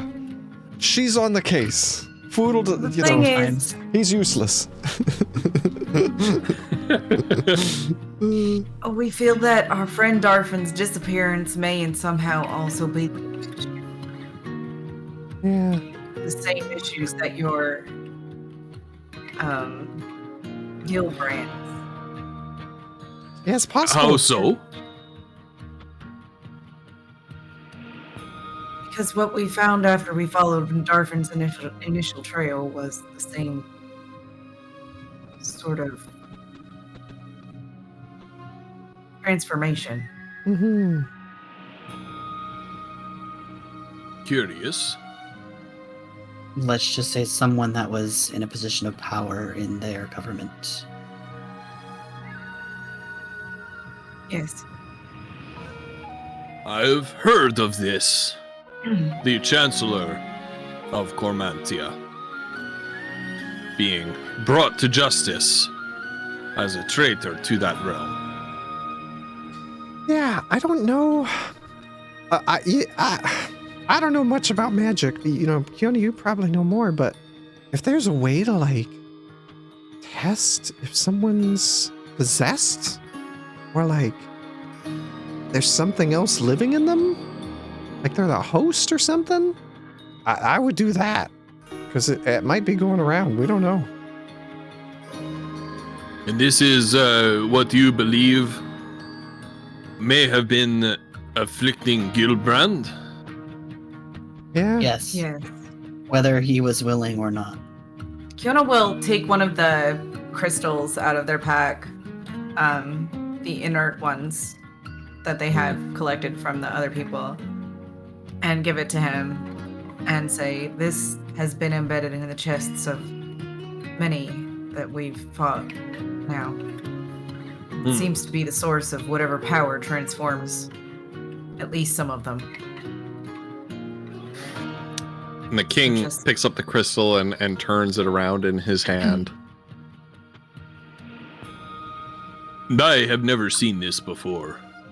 And pray you do not see it again. But keep an eye He out hands the for crystal it. back to you. I will. Sure trouble. Hmm. If you would not mind, I would, for the sake of my realm's security, like to hear more about your experiences with this threat. Of course. It sounds like it is not merely limited to Svagenheim. No, I'm afraid it's not. And they'll take as much time. At least as far as Kiona's concerned, she would fill him in as much as they know. Yep. Okay.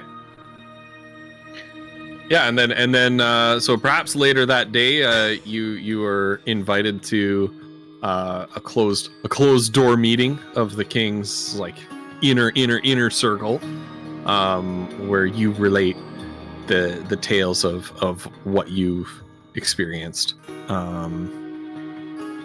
Leaving out whatever it is that you might want to leave out, but all of the strangeness surrounding the winds of chaos and those six-eyed beings, the Korai.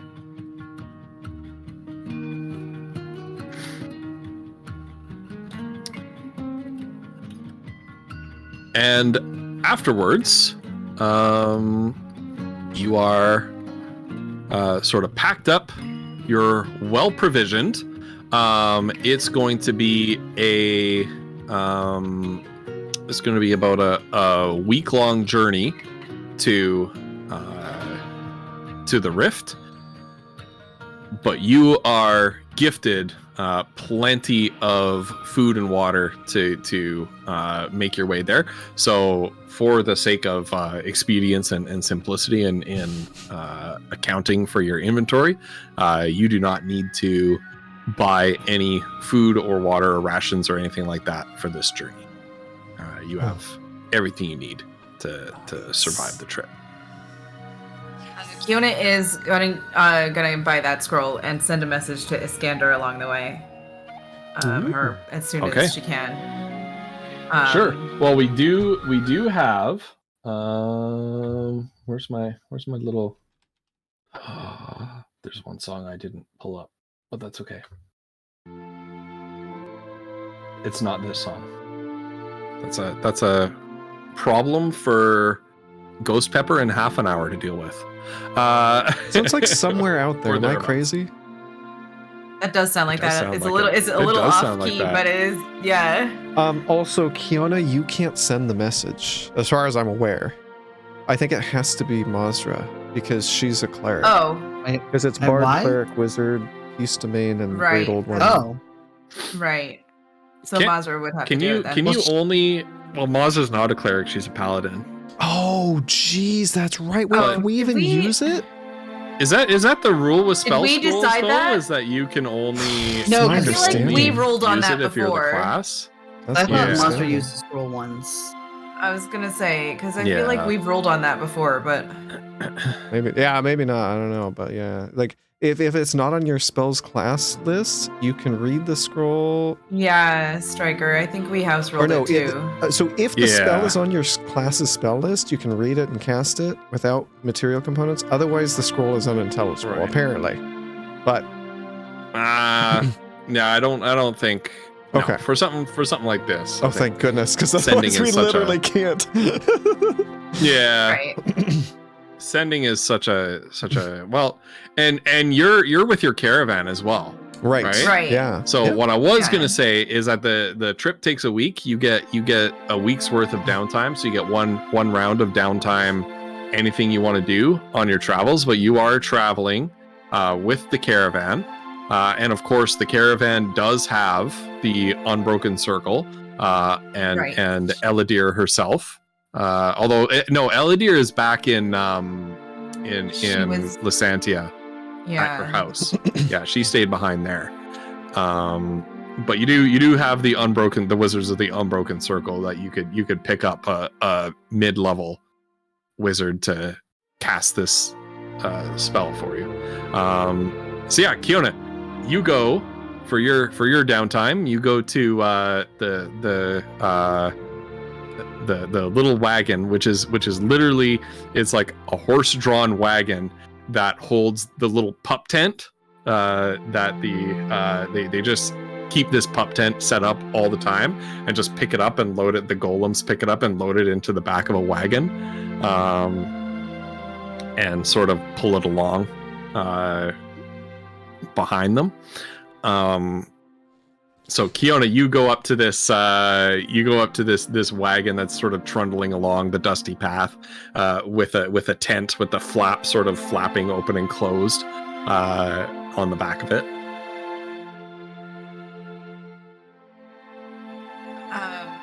Yeah, she'll go in and see if she can find a person to help her out with this. Yeah, and so as always, you peel aside the tent flap, move in, and inside the tent is this sprawling outdoor sort of Greco-Romanesque garden with columned buildings flanking it on all sides.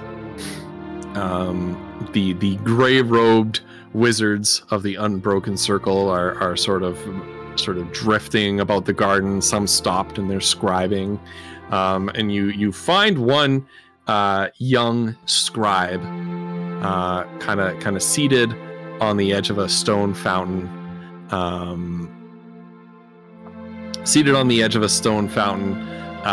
Scrolling away with a little quill and ink on his little scribe table. And you recognize him as the young apprentice wizard who was scribing during that ill-fated experiment. She kind of will pause and take a deep breath.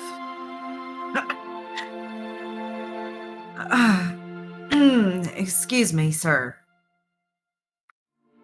And the young man looks up at you and with a little bit of surprise and, oh, Mr. Skiona, how do you do today? I'm fine, thank you. I was here to see if I could find a sending spell. Shoot, Megan's right. Maybe she could just get it at a discount there. Of some sort. Well, yeah, because Kira would. Well, do you have the scroll with you? Well, no, I was kind of hoping to find it here. Oh. See, the dungeon master thought that you bought the scroll already. Oh, well, maybe she did then. That's Oh. that's what we want. I was confused about the order of events. Right. Also, me too. Well, I could. She think I bought could, it on her way in. I think yes. Yes, I think I was under the impression that the morning that you received the funding, you went out that morning and purchased it.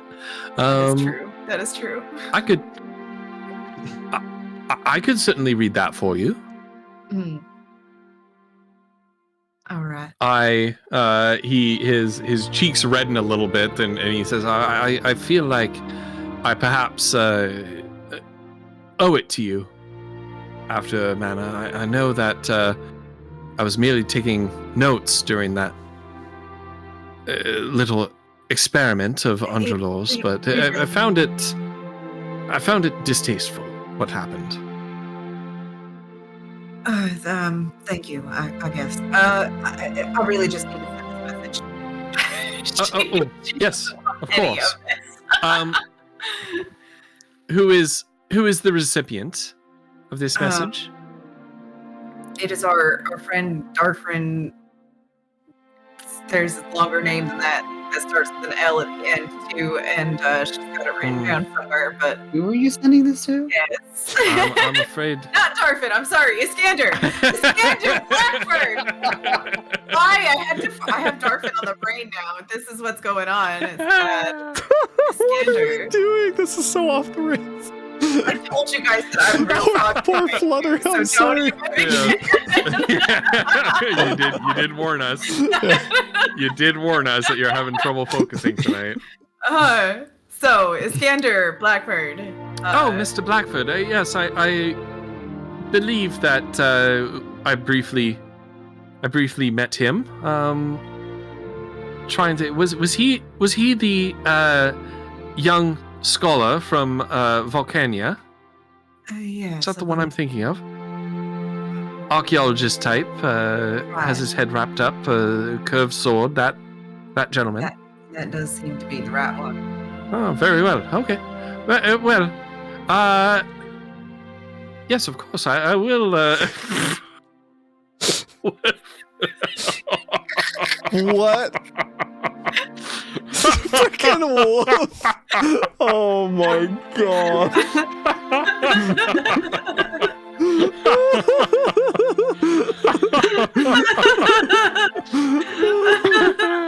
I'm so sorry.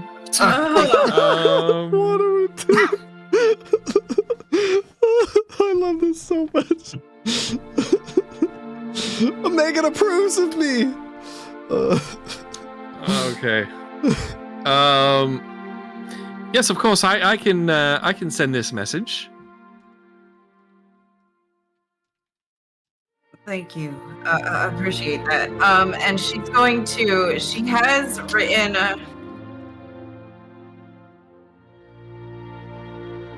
a message, but now I gotta edit it a little bit. This is so bad.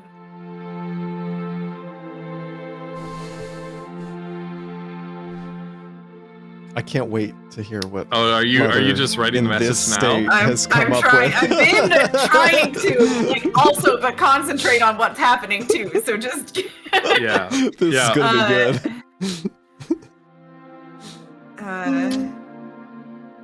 Is there so in the spell text they can respond, but are we doing this as like just a send message? It's the creature you're familiar. The creature hears a message in its mind, recognizes you as a sender, and knows you, and answer in a like manner immediately.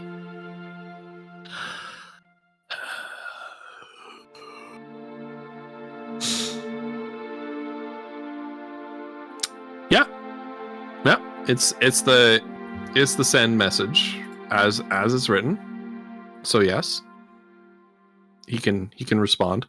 1, 2, 3, 4, 5, 6, 7, 8, 9, 10, 11, 12, 13, 14, 15, 16, 17, 18, 19, 20, 21. Okay. Okay. Give him 4 more words. I don't know what, guys. Well, ask him how Why he's Kiona is doing. sending the message? Ask him how. We miss you. You didn't tell us What? that you were gonna do it. Yeah. No, oh shit. Yeah. no. Foodle can't Yep. help. Yep. Okay. Yeah. Right. Anyway. Yeah, No, you guys don't know. This is Yeah, bad. there's though, no guys. table talk. No table talk. Because Yep. now she's sending it through somebody else, so she has to send some kind of identifier for them as a group without using she can use all of their names instead. I just drop it in the Roll20 chat there. All right. And so you speak this to so the scribe unrolls the scroll. His eyes dart across it, and his eyes begin to glow with sort of a yellow glow, and the words, the script on the scroll that was unintelligible to you begins to light up in a golden glow as he scans through it. The wind begins to whistle, which is curious because you've never felt wind in this place before, but the wind begins to sort of whistle and swish around, kicking up leaves that swirl around you. I think I've found him. Quickly, dictate the message to me, please, and I will repeat it to him. Iskander. The discretionaries Iskander. must see you. The discretionaries must see you. Caravan Like a British is person trying traveling- to do your accent. Caravan is traveling to the rift. Is it possible The to meet you caravan there is or traveling nearby? to the rift. Is it possible to meet you there or nearby?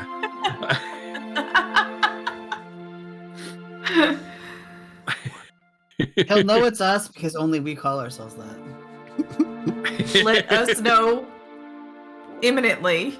Soon. Let us know soon. let us know imminently soon. Just cuts off at imminently. Let us know imminently. imminently. Then you say no soon, and then he's like I mean soon, but it's just cut off at let us know imminently. Okay. I'm receiving a response back. Yes, it's him. He says, who? Oh, never mind. It's you. Yes. Oh wait, Foodle's not there. What am I? Good to hear from you again. That's 11. Oh my god. I'm afraid I'm back 15 in Falcania, unable to reach the rift. Oh shit.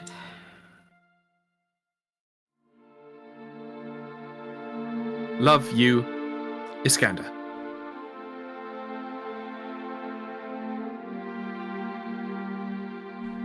Alright, well, I guess at least I know where he is now. I'll just have to send him another message another way.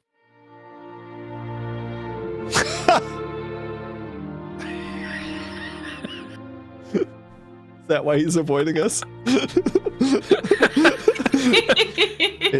His last No, couple words. Wolf means Iskander owes you 400 gold because you spent this scroll. Oh, Yes. right. Good. Really Oh, I was, see. yeah. I see. Yeah. Yeah. Right. Yeah. She's writing down the bills due. But now she knows that he's in Volcania, so they can actually send a message with Yeah. like a courier to him. Or we could go visit him. But we're Send going him to the an is invoice. that we look at the map. you're Where not there. is You're that not there. compared to? Oh, I know. I know. None of this is. Okay. Kiona, roll history. History. God, you guys, why though? Oh, look at that! Oh, 19. Vulcania is located across the Southern Sea. So you are a long way away from there. You think that it's certainly possible and probably not terribly hard to get a message to him by courier, or a more comprehensive message to him. Visiting him, you would not even know how to do that. Do we know where the Moon Coast is yet, for sure? Do I remember that?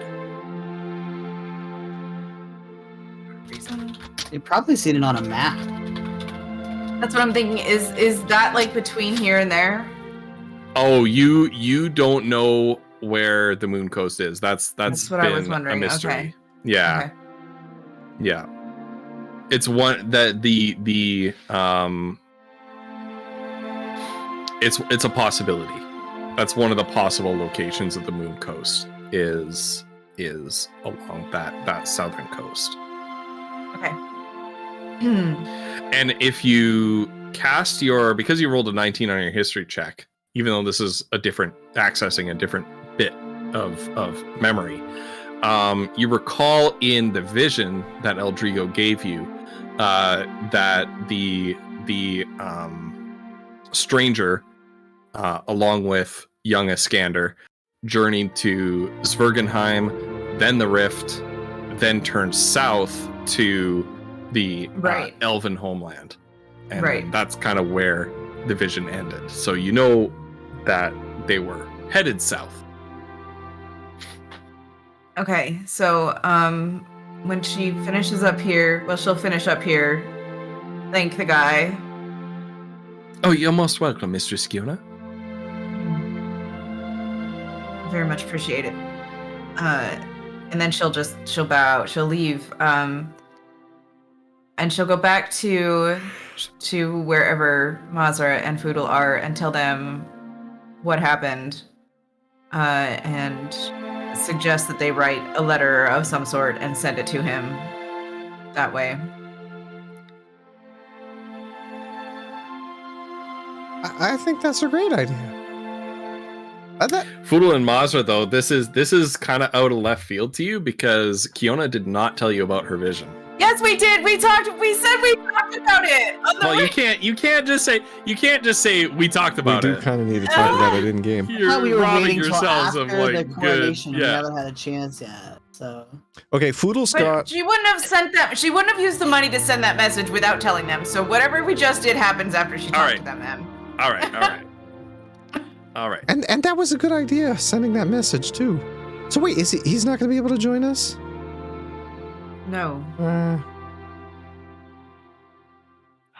I guess he's taking stuff back to that museum or whatever he was talking about. I feel like he's got information we need for sure. Yeah, maybe. I mean, I kind of want to go visit him. I don't know if that's possible, because I know it's like a really long way away. I'd never even heard of it before I met him. We seem to be traveling in that direction regardless, so I guess it could happen, I guess. Maybe. There's a brown cat with white sort of underbelly and white like socks. Well, socks, on Foodle's shoulder. Cat Drew. Yeah. Okay. Well, okay, here's the thing. Now that we're like actually, traveling and there's not a million people around us, I mean, there kind of is, but they're not really paying attention. You guys, I think I saw myself. Like an old... It was Doodle. And there was an old me. I think. I had a beard. I've never had a beard. I didn't know I could grow a beard. were you high at the time? Well, like, just a little bit. Like, only one. But yeah, I saw me, and I guess, there were some other people there too. Aaron Selch was in the vision. and Stravia, and they were like, I don't know, it was weird because it was like old me, but it felt, I don't know, it was crazy because it seemed like it was from the past. Because Stravia was like, you guys, we need to go, and we're gonna leave the Feywild, and we're gonna go and save everybody. We're gonna bring some light to this other place. And I think they were talking about, you know, where we live, right? And she was talking about how like they weren't gonna see each other again, and they did like their goodbyes and stuff. I don't know, it was crazy. So I don't know what's going on, but I guess Stravia and Ehrenselch are doing stuff together, and I'm part of it somehow, but I don't know how. Did you guys have visions too? Oh wait, you told me you did. What was your vision?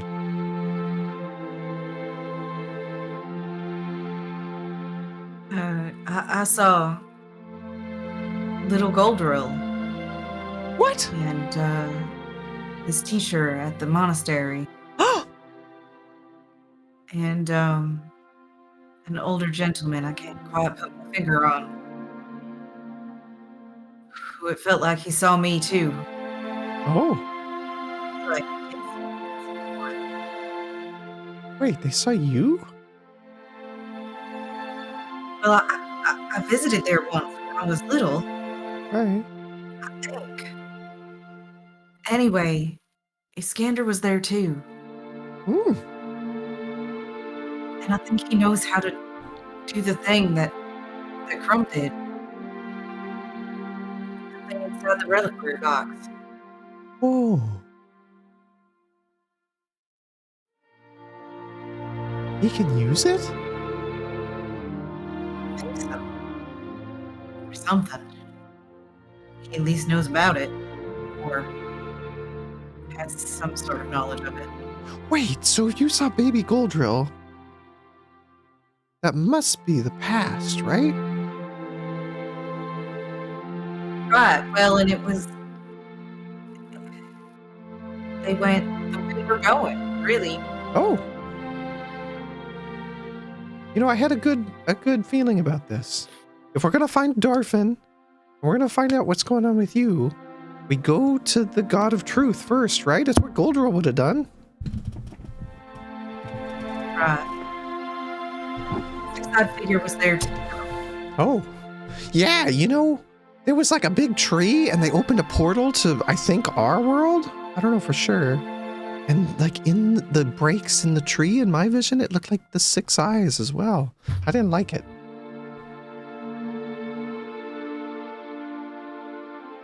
Not really sure what to make of it. I mean, it really seems like there's something, I mean, you know, we sort of knew, but like a lot bigger than I thought going on. Like if mine is the past or the future, that's Well, if bad. it's anything that this book can tell us, and she'll like grab the book and start like leafing through it. 'Cause she's been studying it. Yeah. It might be much bigger than we think. Yeah. Well, if we're all seeing things from the past, I also saw something. Oh? I believe it was essentially the birth of Grumsh, who apparently, as a child, was tortured by those 6-eyed creatures, Oh. and he set himself upon the giants and declared himself a god. And things kind of went down from there. Oh. And they basically wiped each other out. And then the orcs killed the last of the storm giants, diviners. And apparently Eldrigo gave them visions of the truth about Grumsh, that he is not a true god. But what it seems is that the Bloodfoot went into seclusion and, of course, came back. So my thoughts on this is that the orcs, or at least the Bloodfoot, are essentially being used as a cudgel by the six-eyed creatures to wreak havoc on the rest of the world. Right. Oh. So they have their fingers in everything. Well, they're part of this too, huh? Seems so. Hmm. Fiona is trying to get an idea of how her friend feels about all of this.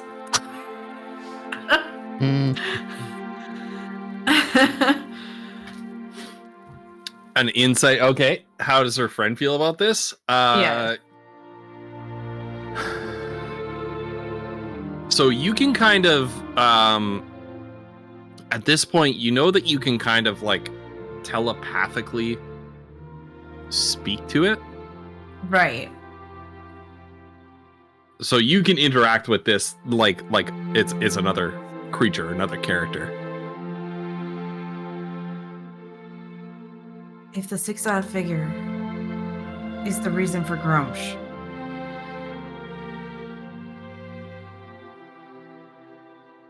and if he's involved with the monks, and apparently Aaron Selch and Staravia too, how are we supposed to,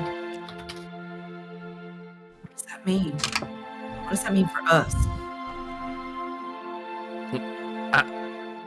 I don't know.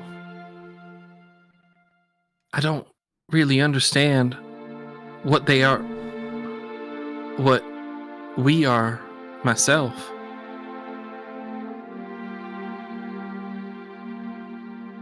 To be honest, Kiona, I always thought what we had was normal.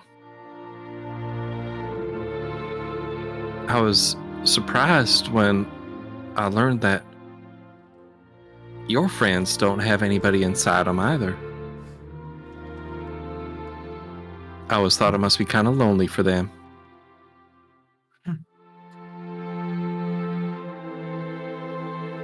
I feel like, from what we've learned, that Rika was in the middle of teaching us something. I can't really remember what that something is. Seemed like it was her job to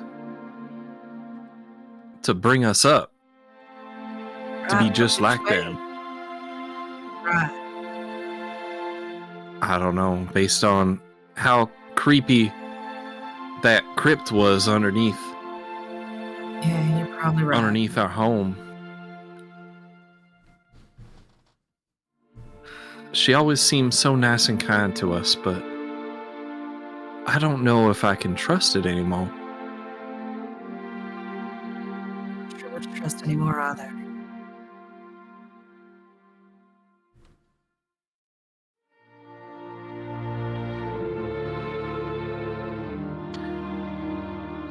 Well, I suppose we'll have to find this out together. Indeed. Kiona.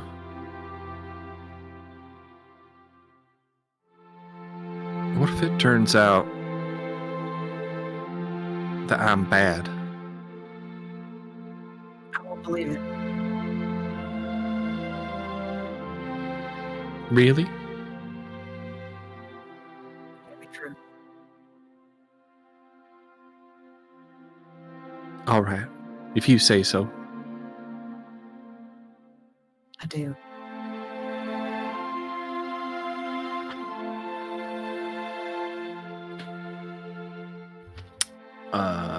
Okay, Collie.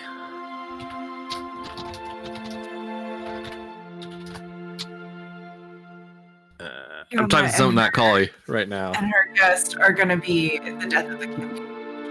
Just This is fine. It's fine. It's totally fine.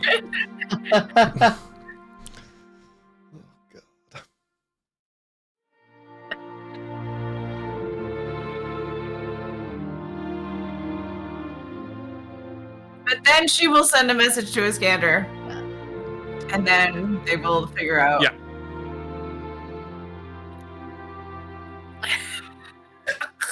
You know what's funny, Ghost? That's the sense I got when you were narrating it. Mm.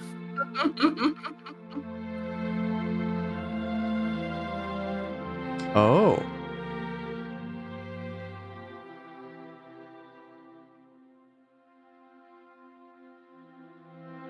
Yeah, Kiona, what if we're the BBEG all along? No!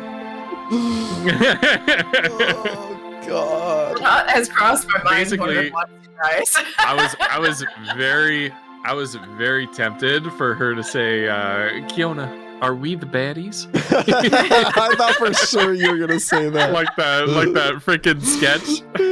Are we the baddies, Hans? So good. We've got skulls on our hats.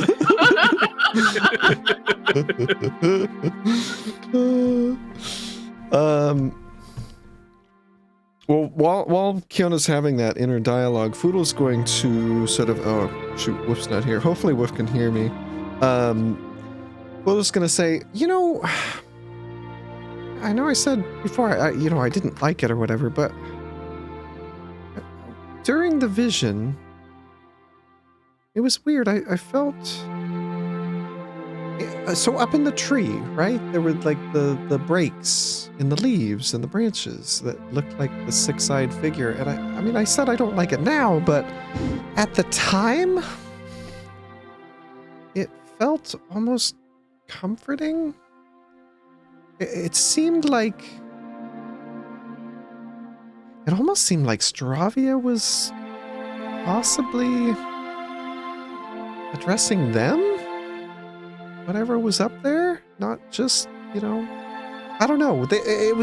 I got the feeling of benevolence. So, someone looking down and watching over us, which is weird.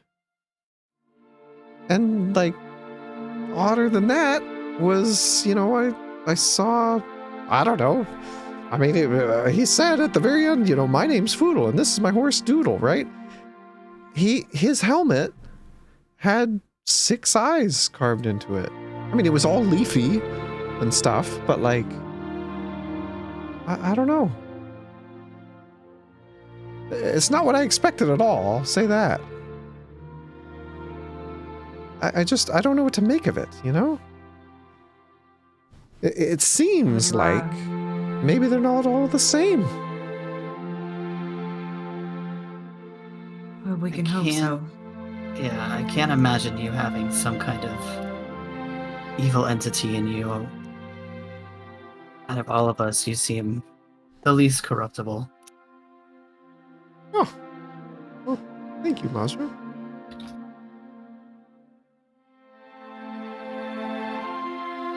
Yeah, I don't know.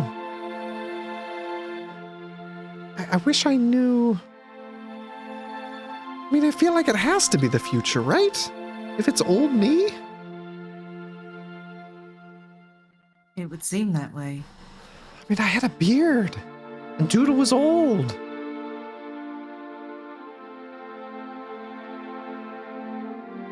Yeah, I don't know.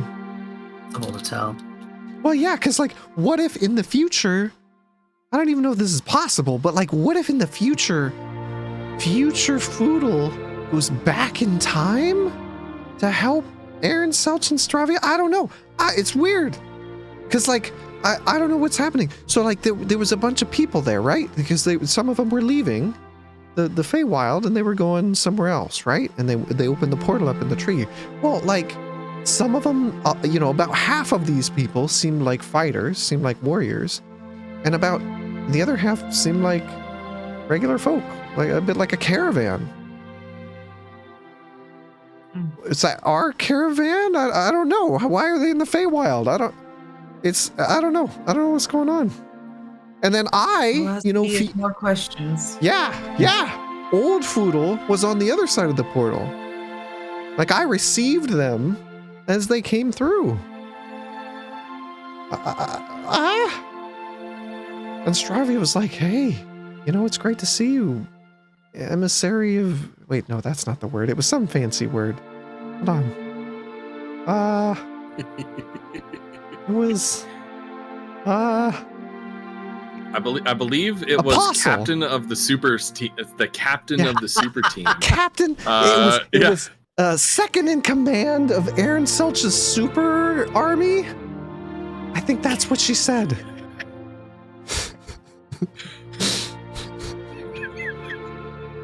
Well, That's what Foodle says. That's what Fiddle says. Okay. I think that's right.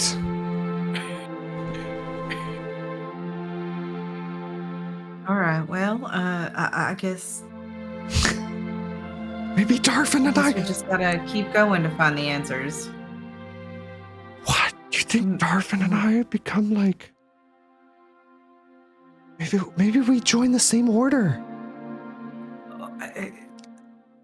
Who knows, Foodle? I gotta think back. Maybe Darfin was there. Roll a history check. That's a 3. That's a 3. That's a 3. There was a guy that looked like Darfin. I swear there was someone who looked like Darfin. You know what that means? Darfin's alive, and we find him. So we can hope.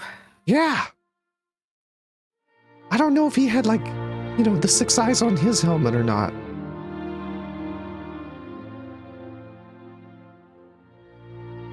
Or if he had a helmet. Well, I just remember he the looked way- really good. the way I see it is we can't really know the truth of what these visions mean, but we need to keep on the path that we're going on because you can't trust in visions. You have to do the work yourself. Yeah, which is frustrating for a god of truth. What's that about? I mean, you well know my feelings on Eldrigo, but Sorry, Poodle's not laughing. I think all we can do at this point is keep going. Right. Yeah, I mean, I think, Kiona, we just keep following in Iskander's footsteps, I guess, right? I mean, that we're already on the path. Right. Well, it seems like the king did give us a little bit of a hint as to where we need to look next. So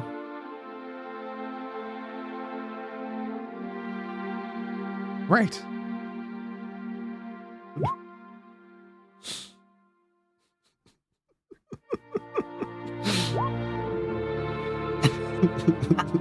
We got some Eldrigo lore here.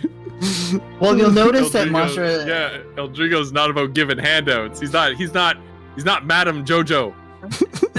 He's not there. You don't call 1-900 Papa Eldrigo and just get and he just throws out some tarot cards and tells you everything that's gonna happen. That's not what he's about. I mean, what do you think, Andrew? Ms. Cleo, there was it was Miss Cleo. There was Madam Jojo. Madam Jojo might have been the Canadian one. It I must don't have know. been. By the way, Yeah, there was yeah. recently a documentary about Miss Cleo. It's Oh. an interesting watch, if nothing else. Yeah, Mhm. I heard that there was a documentary about her. But Yeah, anyway, that's another topic. Foodle's gonna scritch. level 1 charlatan background rogue or level 20 diviner wizard. You decide.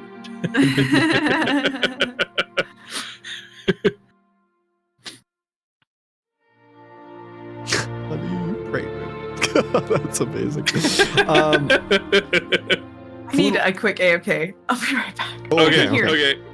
I can hear. Yeah. Foodle's just gonna Yeah, scritch I remember. behind Andrew's ears, and Yeah. he's just gonna be like, "What do you think of all this, Andrew?" And Andrew's gonna like her. And yeah. And Andrew doesn't know. He's like, I don't know. Yeah, I think you're right. I think you're right. We should go talk to Noam Chomsky. Maybe he'll know.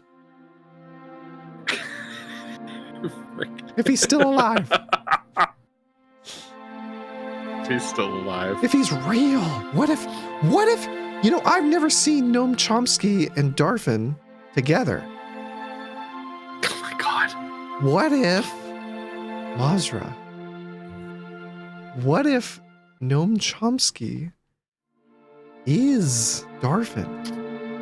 And we're already so close. Do you think Darfin turned himself into a gnome? No, other way around. So a gnome turned himself into Darfin. Yeah.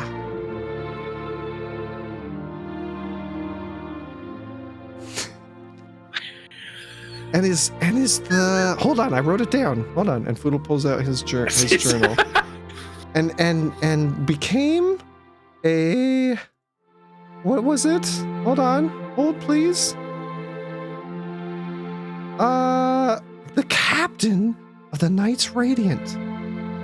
And No. yeah, and protected the falsely accused high priest of Stravia. Right? Because he believes in justice. I think that we should start up a news bulletin where we post your theories Yeah? and sell them to people for a small fee. Mazra. I think people would pay to hear these things. Yeah? Yeah, I do. You're the businesswoman. I mean, you know better than me. I think you're right. We should do it. We should. All right. I'll do it. Well, keep developing your theories. We'll call it You should keep Doodles. You should keep a journal. Yeah? I have a journal. Look. Write it down in there. Yeah? Okay. All right. I'm writing it all down. I believe in you. I'm going to ask Noam Chomsky when we meet him. Or Darfin. We'll see. Just temper yourself is all I would advise. Yeah? Like, Wait, you don't think? You don't believe? I don't know what I believe. Okay. All right. I'll take that. For you, I'll keep an open mind. Aha!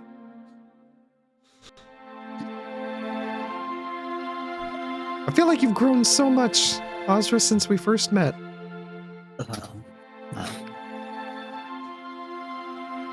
And she just mutters. She just grumbles a little bit. Yeah, see, there's the Mazra we know and love. Yona, what do you think? Yona has long since, checked out of that conversation. She's just gonna ignore you when you say her name. She's just gonna keep writing like she didn't hear anything at all. Wow, dodging the question chat. Can you believe that? Dodging it hard.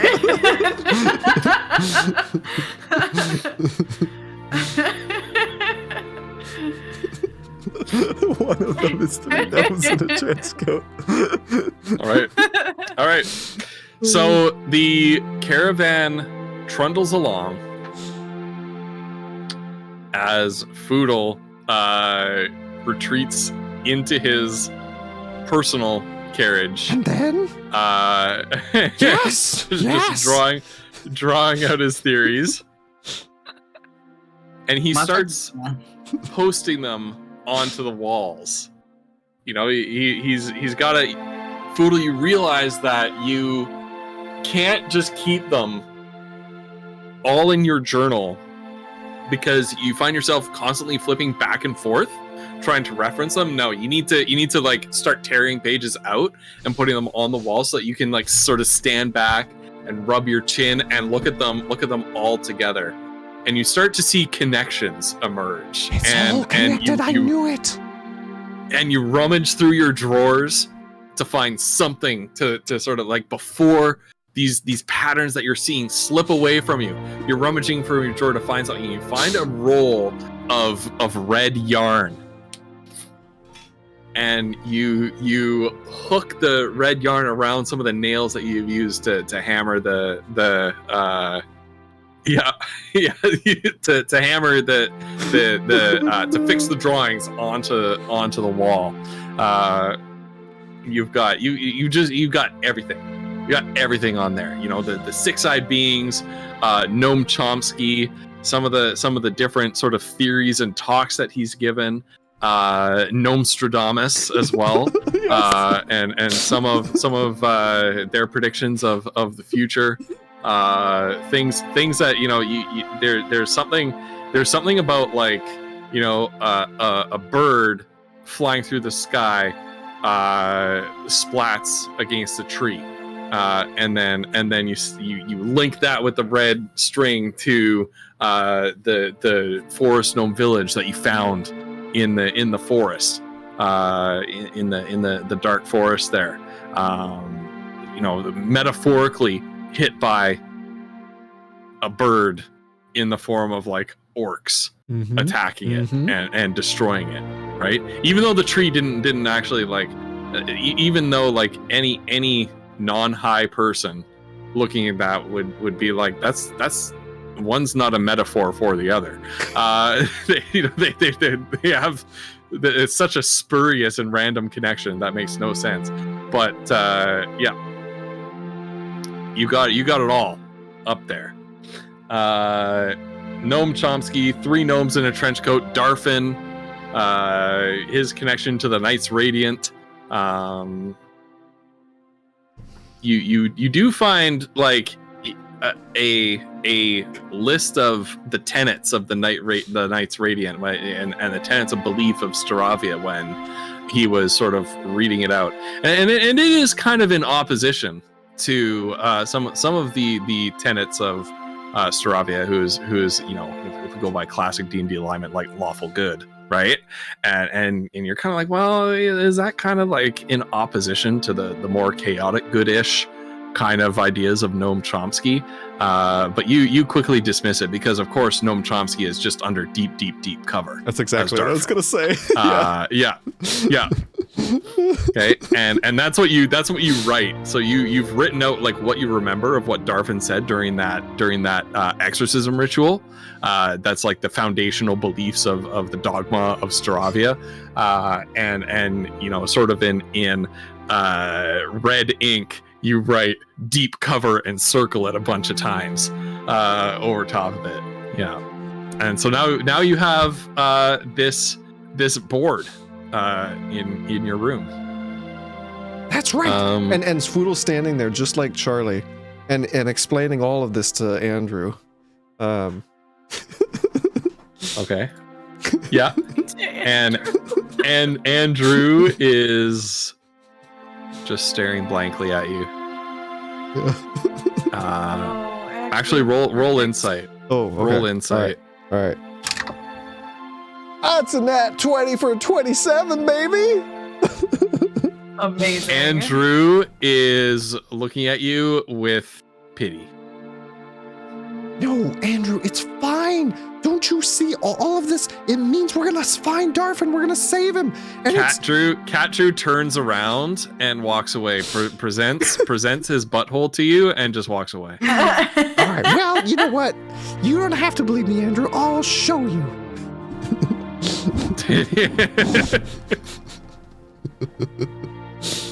He jumps up on the table and knocks the spool of red yarn off. Stares straight into your eyes, into your soul, and knocks the red yarn off the table. He starts playing with the string. Andrew, no. Anyway.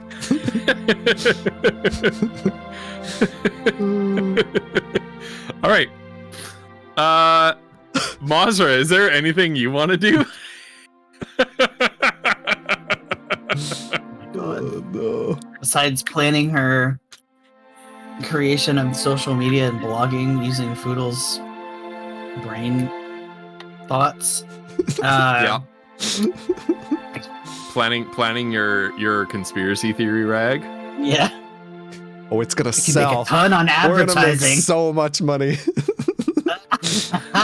Anyway, no. she may do a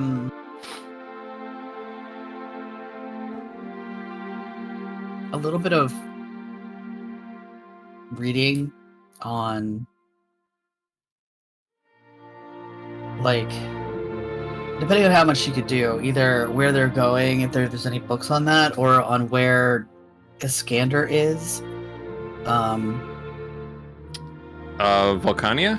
Yeah, because I'm assuming there's books in the library, because usually I think they have a pass to go use the library in the Broken Circle area.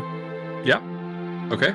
Yeah, you can roll a oh god, what is it? It's like the study action. I think you can roll a history check for that. History? Okay, just to kind of see if she learns anything. Yep. There's Medellins. Alright. History. Oh, I didn't roll great. I only got a 7. A 7. Okay. Yeah.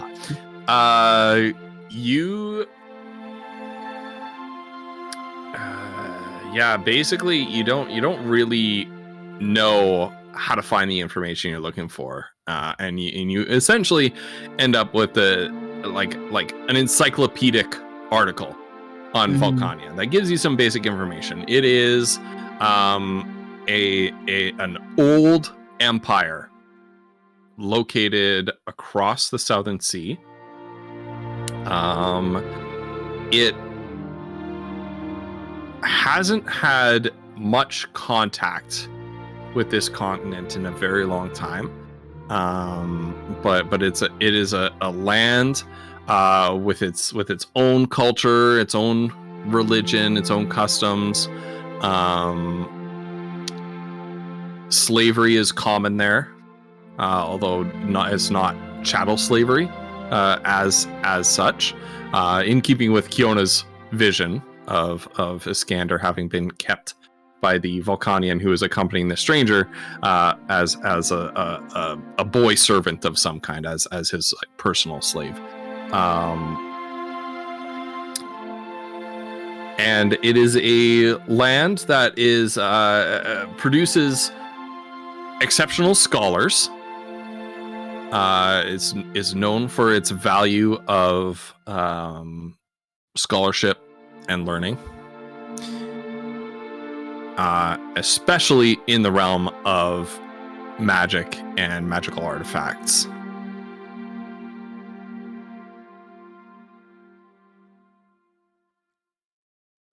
Okay. Well, it's better than nothing. Yep.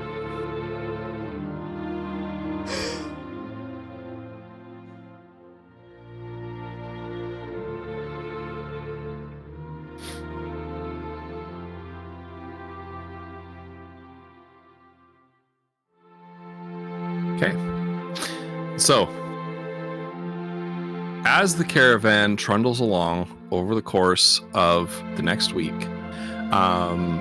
you are sent off in your usual role as advanced scouts to kind of arrive at the rift a couple of days early ahead of the caravan, and sort of smooth the way for this large caravan of refugees to arrive, because it's always a little bit of a shock for such train of people to just sort of show up, and it gives you an opportunity before you draw too much attention to yourselves as new arrivals to see to some of your business that requires a little bit more subtlety and, dare I say, discretion. Came to the right place. Yeah. So, as you ride out from the caravan, the land on the second day that you leave the caravan behind you, the land begins to slope downward, where the earth sags and sinks. The river Thetma, always flowing in the same direction as your travel on your left, begins to flow faster as gravity begins to pull the water down a gradually steeper and steeper slope. the first signs of the rift are a few outlying farms growing grains on the open plain, tall wheat grasses and cereal corns. There are a few pastoral fields with goats and sheep grazing in the long grass, baked a sort of greenish yellow by the strong sun in this area. You see the farmhands tending the farms are mostly gnomes with a few humans tending the crop fields and the herds as you pass by. And they give you brief, mildly curious glances before returning to their work, if they bother to look up from their work at all. It's hard for you to see this grand city that you've heard of being anywhere in such a pastoral countryside. A little ways further downriver, as the farmers' fields grow more densely packed in, you begin to see signs of engineering on the river.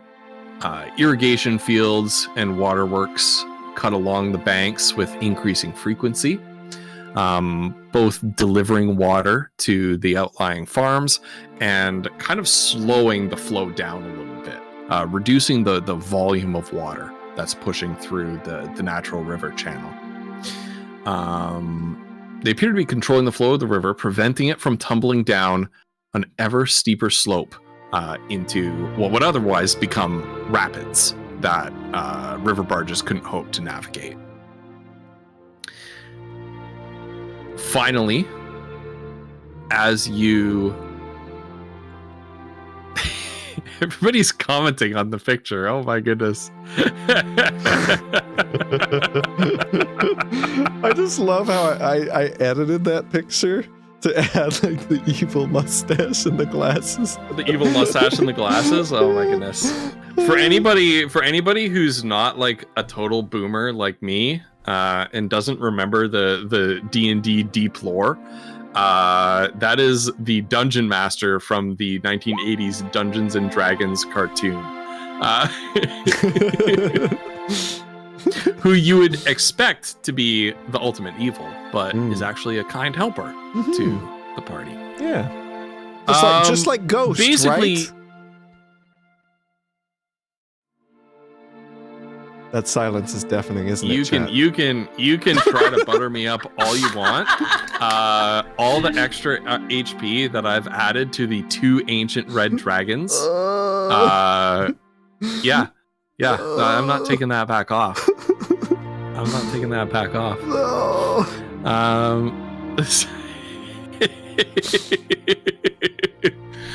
Basically, the landscape around you, it looks like there, at some point in the past, there was a huge like tectonic event, like an earthquake, and the whole land has like sunk down. And then you come around a bend, and you see before you a vast canyon stretches out in front of you, nearly from horizon to horizon. A broad and deep wound in the earth itself. The Thetma flows straight into that canyon, but its spill over the edge is mitigated, not stopped, by a colossal stone dam reaching across from one bank to the other. A long, forked dock is built out into the water about a half mile in front of the dam, where barges sailing up and down the river terminate their voyage. The dock is built next to a stone guard tower linked by a high bridge to another just like it on the opposite bank. A few gnomish guards on both sides of the river, in bronze-colored armor, flanked by preternaturally still brass golems, are admitting a line of travelers past.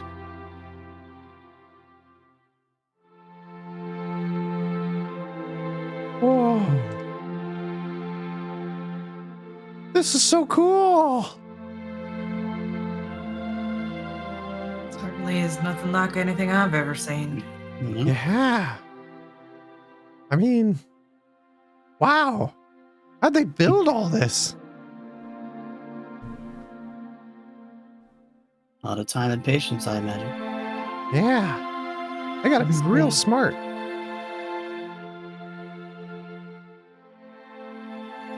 I want to go say hi to Right. one of those golems. Do you think they talk? I don't think that they're meant to be. Go try and tell it your name.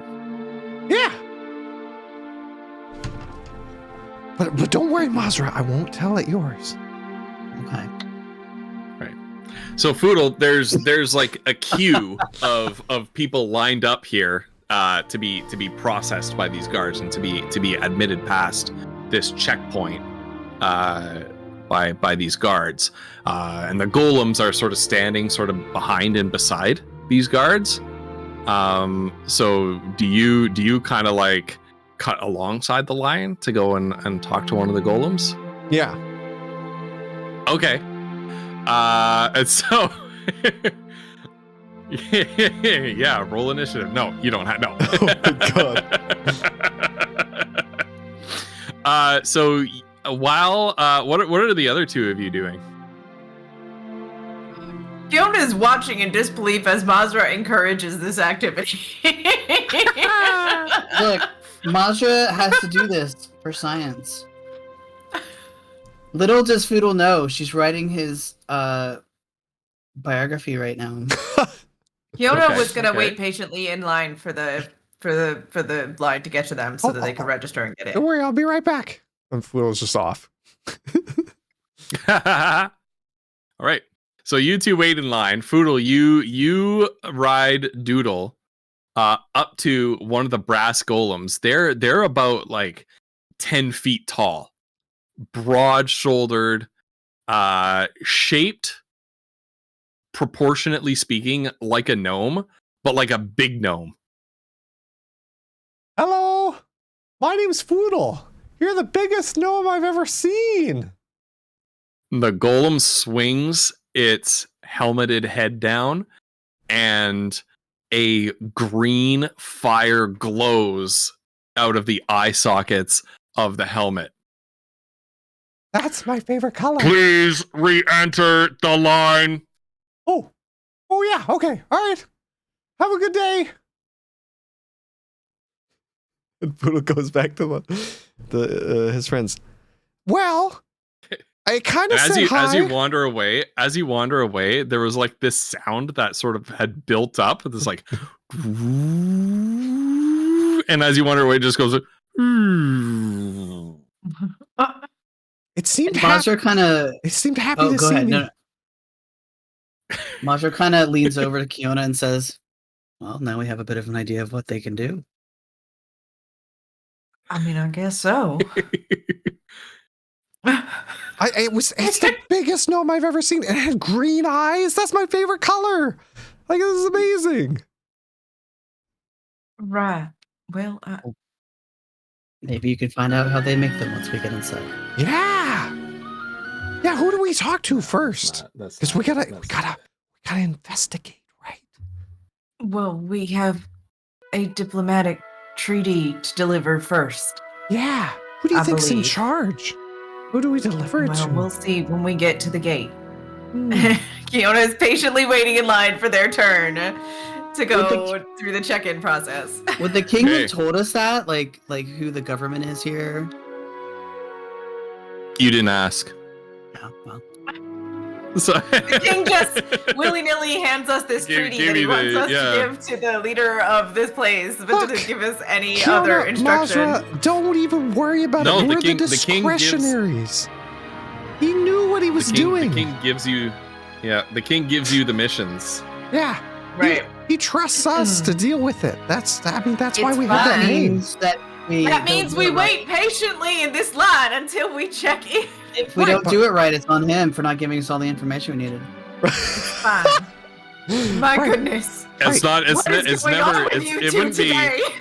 Kiana It wouldn't be. losing our mind now. Like, It wouldn't be on you guys for never finding out information about what's ahead of you. Like we asked him how to get here. That's all Foodle needs. Look, we'll just ask these nice gnomes over here by the golems, or we can ask the golems. They'll know. yeah, we'll get signed in like everybody else. Yeah. Okay. Mazra, what And name so do you wait your go turn, by? and it takes about 40 minutes for you to reach the head of the line. And Let's try to come up the with a good name. gnomish sentries are kind of like just detachedly, sort of disinterestedly, sort of processing people in, asking people's, as you come nearby them, you can begin to overhear the conversations that are happening up ahead. Name, trade or profession, reasons for visiting. All right, head on in. Name, trade or profession, reason for visiting. All right, go on in. Ah, miss. What's your name? Kiona Neely. Kiona Neely, yes, and he scribbles something down on a clipboard. And what is your trade or profession? Well, We're gonna save the world. We're heroes. That's not a trade or profession. we are What do you here do? to What do you deliver. make? We are here to deliver a treaty from the king of the dwarves at Svargenheim. Are you a professional messenger?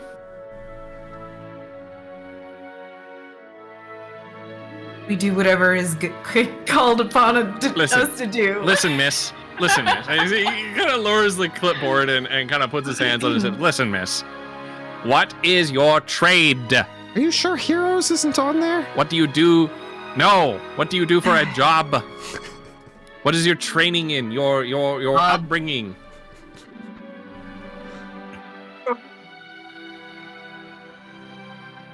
We're mercenaries. Wow, adventurer. Hmm.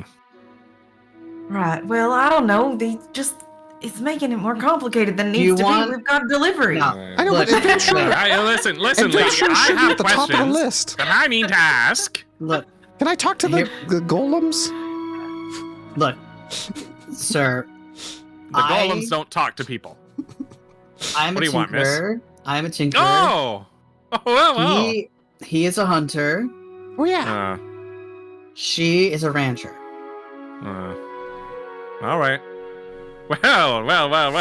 And he scribbles this down on the clipboard, and feeds it into the there's a golem, one of the brass golems standing beside him has this like opening. It almost looks like a mouth in its belly, and it kind of slides the piece of parchment in, and you hear like a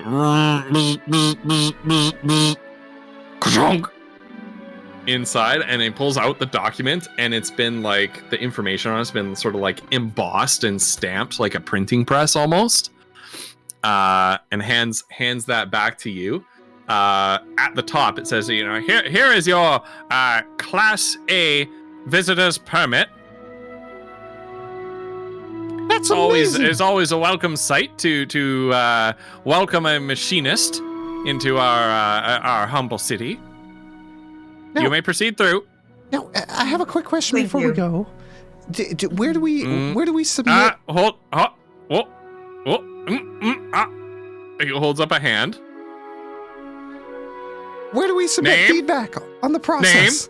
No. What's your name, Oh, right. Foodle Sheppin. sir? All right, Foodle Sheppin. A forest gnome, hey? Yeah. You know the Sheppins? No. He's kind of just laughing.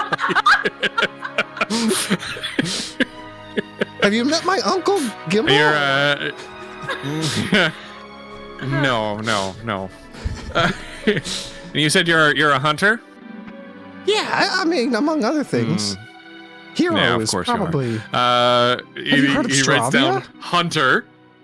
He writes down hunter on the sheet. He does not write down hero. It's got an ERO. Intended length of stay in the city. Oh. As long as it takes.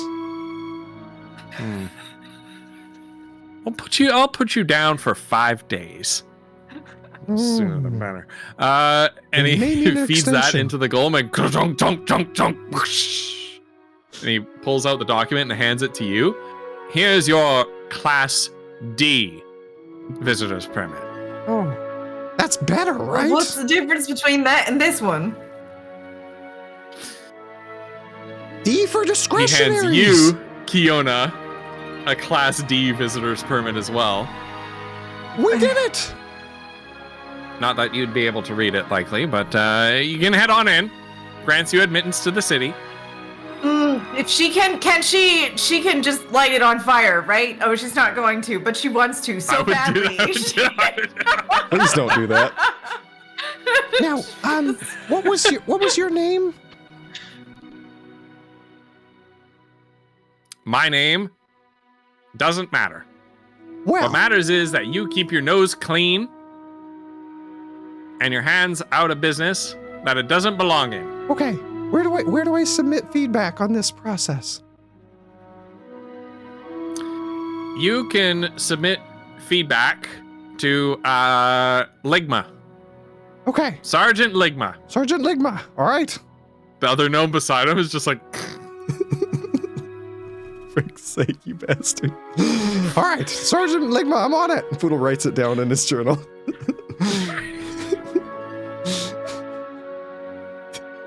And have a good day. yeah, you have a day too. I think that went well. Look at this, just D for discretionaries. As you walk away, the one gnome guard looks at the other, and the other one goes, hillbillies. Ain't that the truth? That's the Blycross hillbillies to you. Yeah. No. The Lumbro hillbillies. You guys roll insight. All right, come on, God. come on, nat 20. Worst skill ever. Ooh, 16. Poodle got a 9. He's staring at his Class D thing. Got a 19. Oh, what? Nice. That's Mazra got a with my 19? That's with my -1. Oh, shit. Wait, so That means you You rolled rolled a a nat nat 20. I did, but I get a -1 Okay. on that skill. so Foodle, you're oblivious. Sounds about right. On Kiona and brand. Mazra, you notice that Mazra was treated with quite a bit of respect and enthusiasm and quite a warm welcome. Kiona, you and Foodle were kind of like disregarded. And in fact, Yeah, she's angry about it. the more you two spoke, the more irritable the guards appeared to become.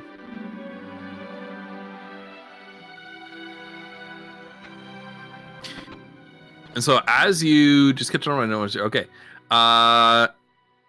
So as you're processed through the line and you continue on, beyond that checkpoint stands the dam with 4 massive water wheels chugging along rhythmically as the river flow forces its way past and tumbles down into the abyss of the canyon beyond.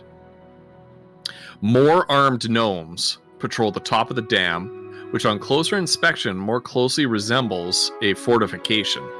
The face of the dam is sloped to ricochet projectiles up and over it, and Jotun runes are chiseled in bands of text along the top and bottom of its surface. Ostensibly some sort of magical enchantment to protect the integrity of the dam. The dam bristles with crenellations, matriculations, and rows of arrow slits, sized for archers along the top, but curiously much larger in both width and height along the bottom. And as you pass, if you take a closer look inside, you manage to catch a glimpse of the heads of ballista bolts and the bores of some large metal tubes peeking out of the shadows.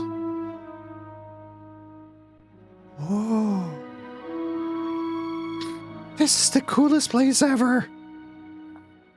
I hope Darfin's here. At the dam, another guard is catching visitors and reviewing their passports and asking the same questions as the previous guard. Name, You just need profession, length of stay. Okay. Mazza, you're up first. So once you reach this guard, She name. hands it. She says Mazra. Mm-hmm. Profession. Tigger. So purses his lips and thought a little bit.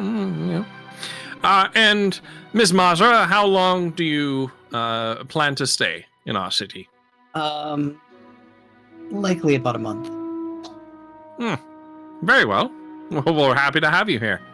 And he turns to a ponderously huge, like it's as tall as he is, steam-powered machine that he places the parchment under a hammer on top, and the hammer kind of just gives off this sort of high-pressured steam-powered hiss and stamps the passport, which he hands back to you. Sir. And there's like this big gout of black smoke that puffs up out of it. I would like to say we did have a bit of an issue with the previous guard. Yes. They marked my companions with the incorrect information on their paperwork. Oh no. Well, what information did they mark on the paperwork? Well, my friend here, and she indicates Foodle. For some reason, they marked him as a hunter, but he is, as you Oh, can really? see from the very fine rifle that he has, he is a weaponsmith. Very, very good at his craft. Roll deception at disadvantage Okay. because Foodle is plainly a forest gnome, and that's a bit of a stretch. Okay.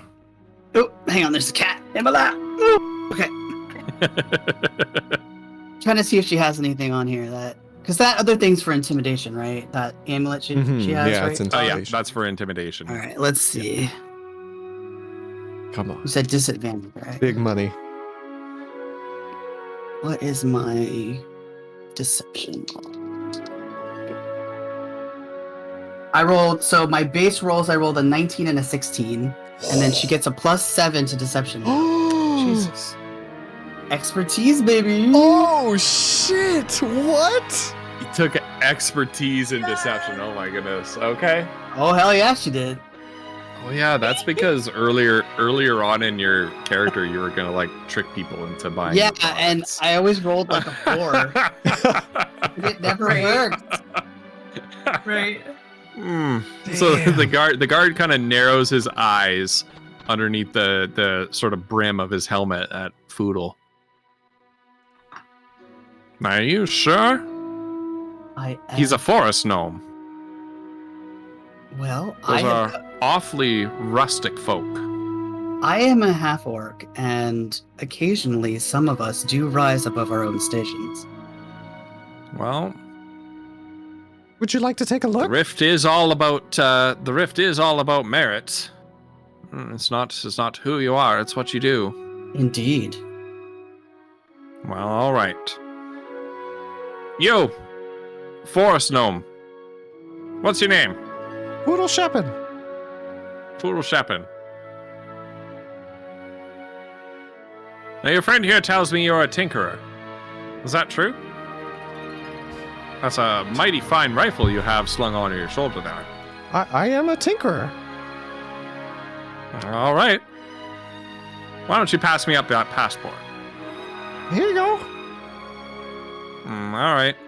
I'll just make an amendment here, and he takes out a quill and sort of scribbles out the D and replaces it with an A, and he holds it under this automatic stamper and ka-thunk once, and then ka-thunk a second time. Stamps it in the proper stamping place, and also at the where he made the amendment. And there you are, sir. Welcome to our city. Well, thank you. It's nice to see a forest gnome like yourself lift yourself out of well, your more pastoral inclinations. Yeah, I mean, you know, it's good to dabble in several pots. I mean, I'm a hero as well. We all Indeed. are. But as we all know, Tinker is the finest of professions. Right. Well, it's up there.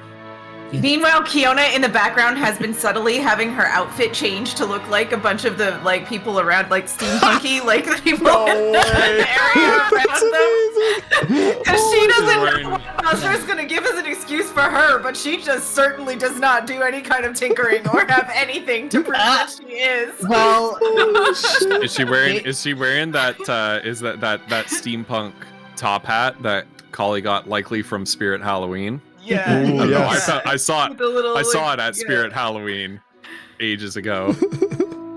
Yeah. She's got little goggles and, you know. Yeah. She'll pull her goggles up from the desert, whatever. She just Yeah. yeah. So That's frankly that's all she needs. She doesn't need to Right. look steampunk. She just pulls out Right. the goggles. It's like, well, you Goggles. pass. Say no more.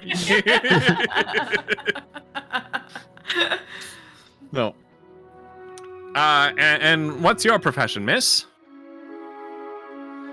my companion here is an arcane enchanter. An arcane enchanter. Okay. Roll deception at advantage because it's kind of not a lie. She isn't not an arcane enchanter. Gosh. Whoop, one fell off. Okay. I got a 16 base roll. So that's what if Okay. 16 plus 7. Oh, well, pass it over. And he takes it. He makes the required amendments. Stamps it twice. Ka-thunk! Ka-thunk! It like hurts your ears every time this It thing does. stamps. Kiona like jumps every time it happens. She Yeah. doesn't like Yeah. the stamping and the whirring and the buzzing. The sounds second in this time- place are not her favorite. The second time it stamps, it's like a car backfiring. And he turns. These old machines, cobbled together. He leans over and he picks up like a big wrench and just smashes it. And it was like sputtering it like, and then he smashes it with a huge clang. I mean, do you want me to take a look at it, or?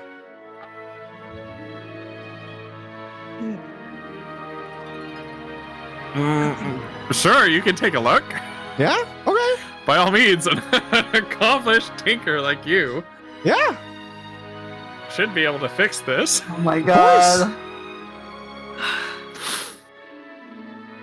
Masha will help if possible. Foodle's proficient with Tinker's tools, so Good. Oh, thank goodness for that. yeah, everything that Foodle said was, and everything he asked Foodle, like it wasn't a lie. All right, yeah. So roll a Tinker's Tools check and see how you do. All right. Okay. All right. So here we go. Okay. 16. Oh wait, is Mazra helping? If I can do like the help action. Is that a thing or? I don't know. I mean, you could probably do whatever it is, like, because we're inspecting this machine. We got time. Like, you could probably do what's that thing that Mazra does? The extra D4 guidance I don't know. or whatever? Yeah, guidance. Huh?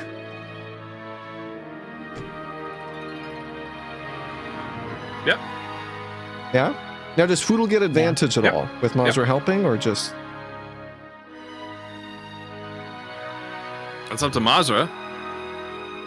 Yeah. Oh yeah. She'll give him a hand. Like Yeah? she'll let him do it, but maybe Okay. just point out some stuff while they're doing Okay. it. So like. And then I'll roll a D4. All right, yeah, 16. Well, hold on. We got guidance as well. Yes. Do it. 18. Okay. Yeah, I think So it's this one right here. We just gotta reconnect the giblet and get some oil. Get some oil. Mazra does carry oil vials in her bag. Foodle feels Oh, okay. Foodle is so happy, and he's gonna tell his uncle about this when he sees him again. all right. Yeah, so you pull out one of the oil vials, subtract one from your inventory, and you apply one into the right into the correct area between sort of some moving gears that are kind of grinding against the rest of the mechanism there, and the gears that were sort of it's not crunching isn't the right word. It's like a C word. I don't know, but they're kind of like squeaking against the machinery and just sort of begin to flow smoothly. Yeah. Creaking, cranking, something like that. Yeah. Begin to spin smoothly. Oh, well, I'll be. Anything else you need? You know where to find us. We're the discretionaries, by the way. Well, pleased to meet you, discretionaries. By the way, we're looking for 3 people. Maybe. 3 people. Yeah. Who are you looking for? Wait. Foodle hears Kiona saying something. Well, we're looking for the leader of your people. We need a treaty from the king of the Dwarven Kingdom, Svergenheim. Yeah. And Noam Chomsky, if he's around. Noam Chomsky. Wow. I recommend you steer clear of that revolutionary firebrand, that hairy arm-pitted Noam Chomsky. Yeah. Don't even get me started on him. Yeah? Okay. Probably lives in the slums somewhere. Oh. Not a tinkerer, huh? As for the leader of our people, there is no one leader of our people. You see, we are ruled by a Grand Council of Trades, where representatives from each of the trade guilds in our city meet together and vote on decisions. If you carry some sort of a message or a delivery from the High King of Svergenheim, you can present it to them during one of their council sessions. There should be one happening tomorrow.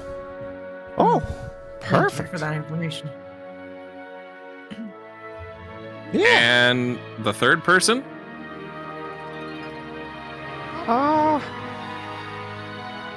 Well, okay, I have a theory, but I won't go into it now. But their current name is Foodle pulls out his notebook. Is Darfin Phalar Lathlariel. And they are the captain of the Knights Radiant, and they're a really gorgeous elf. Like the most beautiful elf you've ever seen, right? Megan? Oh.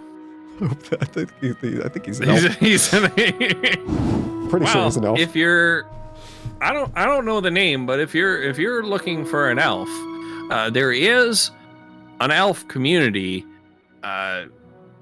down at the water, called Tarnua.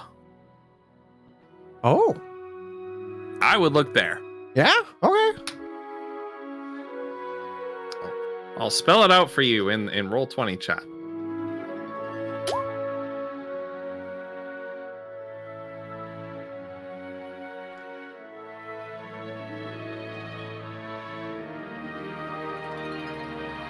Also, you stay away from that rabble-rouser Noam Chomsky. Well, I mean, of course, you know.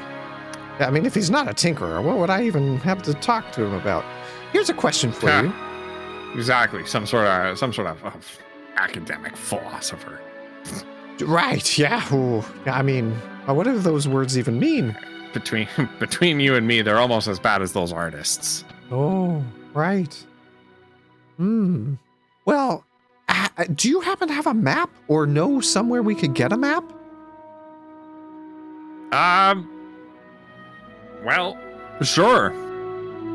Actually, if you step on the lift right behind me, it'll take you right down into the central square. You'll find just about anything you could need there. There's a market. There's visitors information center. Perfect. Well, thank you so much. I feel terrible. I missed your name completely.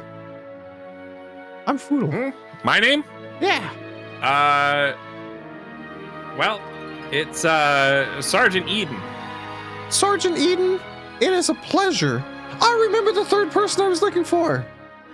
Okay, Sergeant, you might know a Sergeant Ligma.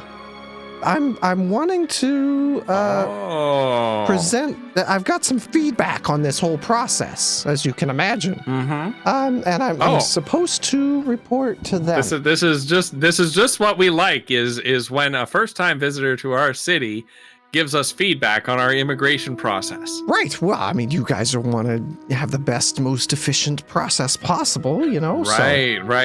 Efficiency is the most important thing. Yes. And smoothness. We're all about efficiency here. Right. And so you were looking for, who is it again? Sergeant Ligma.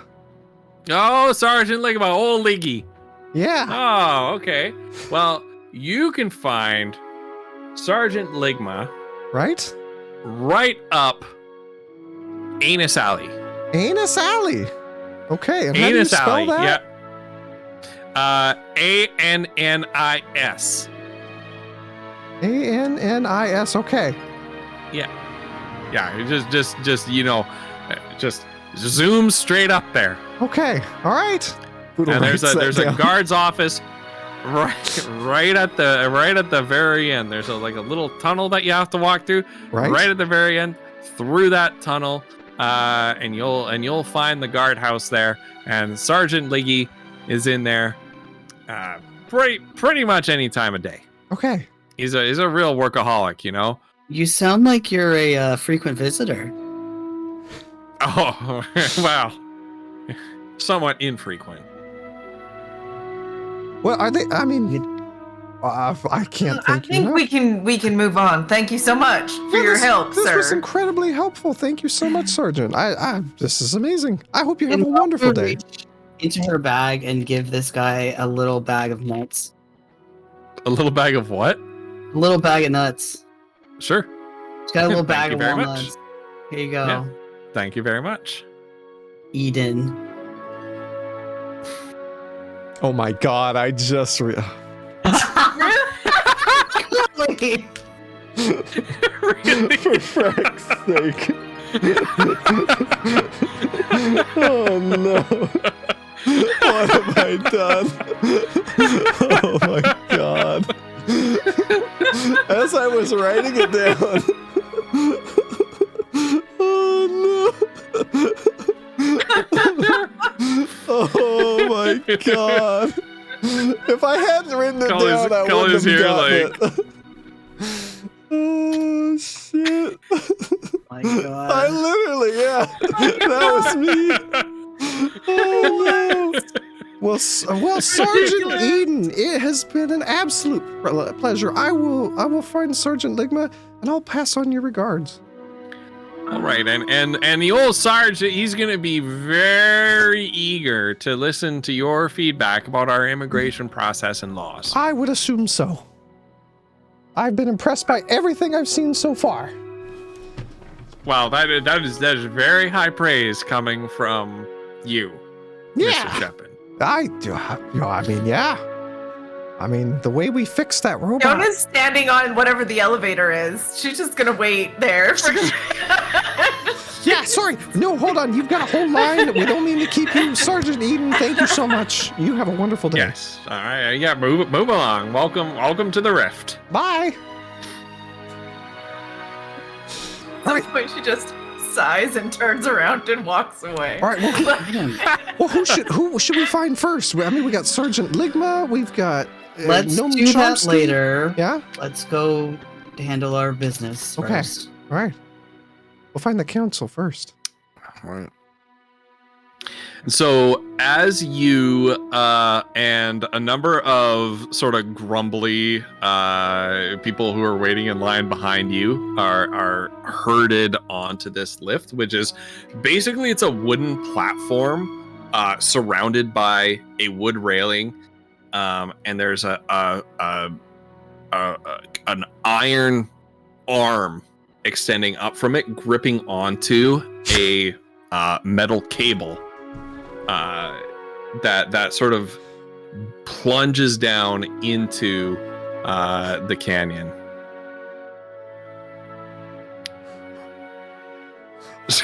What? I can't. Wait a minute, it gets better. So I gotta click on new to science fiction. Oh my god. Yes, Pug, that's me. Oh my god. Holy shit. That was funny. Right on, Pug. How is he so fast and so clever? Pug's like, yeah, that was me. God, yeah. Oh my god. What does Space Jammer have with nudist science fiction? Oh, well, that's going to be our next campaign. Oh, Okay. I like Okay. it. Yeah. My chickens don't got the same sex dress whenever I use and won't know this. How do you manage in D&D when you don't wear any armor or any clothes? Yeah. There you go. I guess just very Um, carefully. yeah. All right. So this lift is one of the golems kind of standing guard reaches out with a big old clawed hand, pulls a lever, and the entire platform kind of lurches a little bit. It sways just a very little bit as it starts to descend down the cable. And as it lowers you down into the canyon, you can the city comes into view, and the rift is a vast canyon where you can see the river Thetma plunge down in a waterfall down into a reservoir that's filled up at the bottom. There are many sort of levels of elevation in this canyon, but broadly speaking, it's kind of got the city's got 3 layers to it.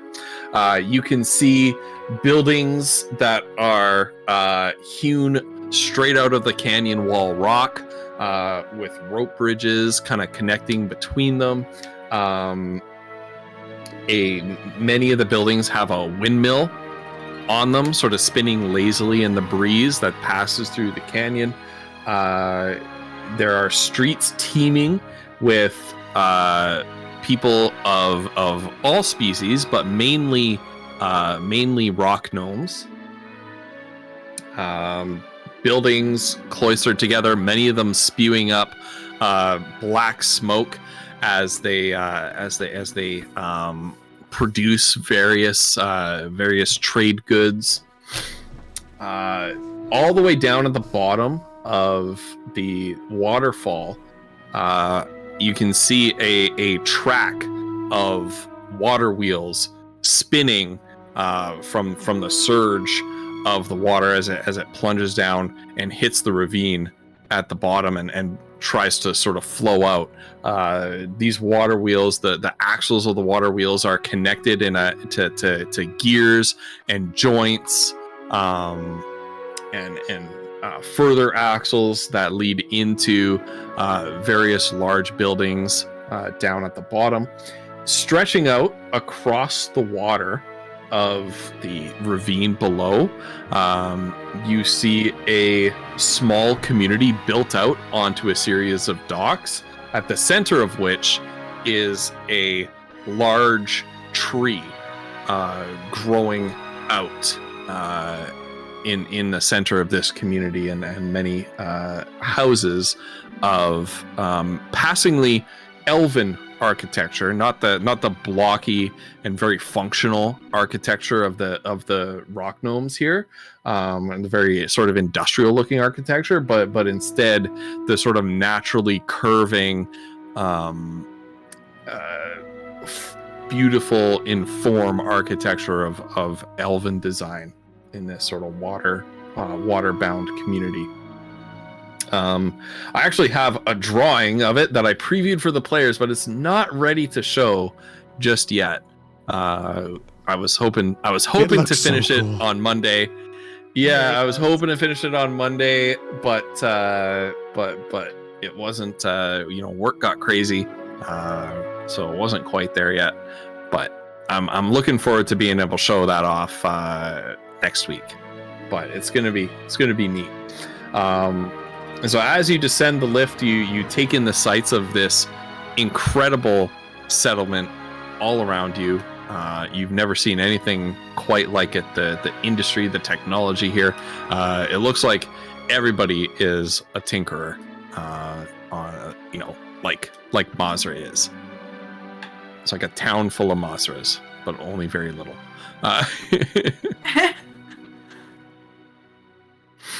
All right. And that is actually where we're going to end tonight's session.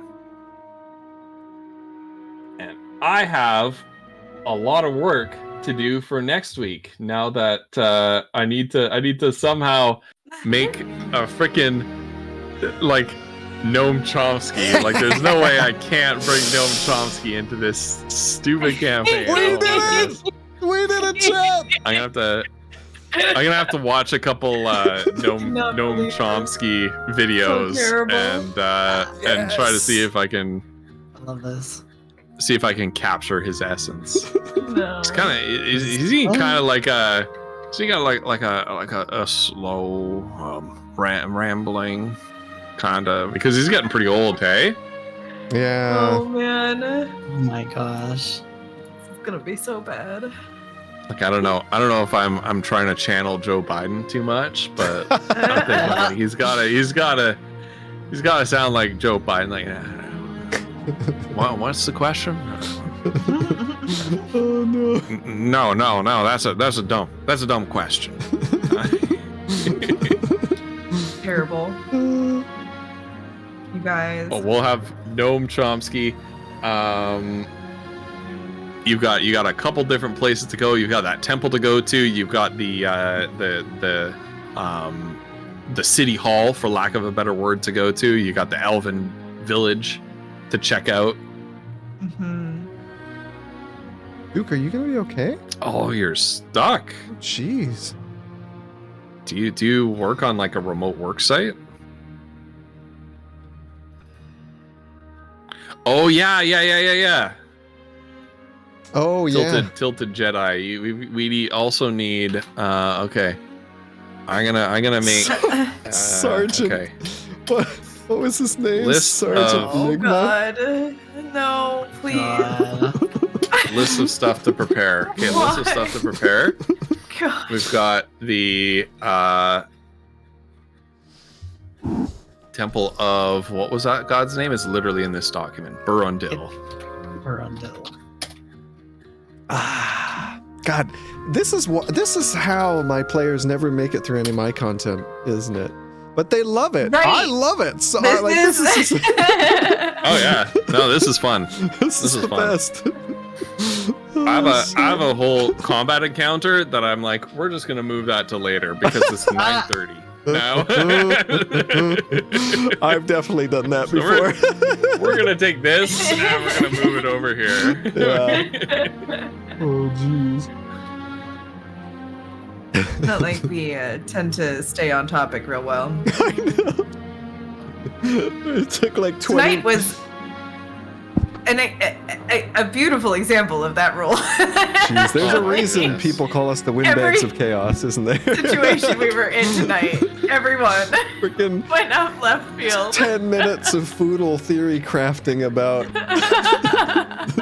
Darfin and Noam Chomsky and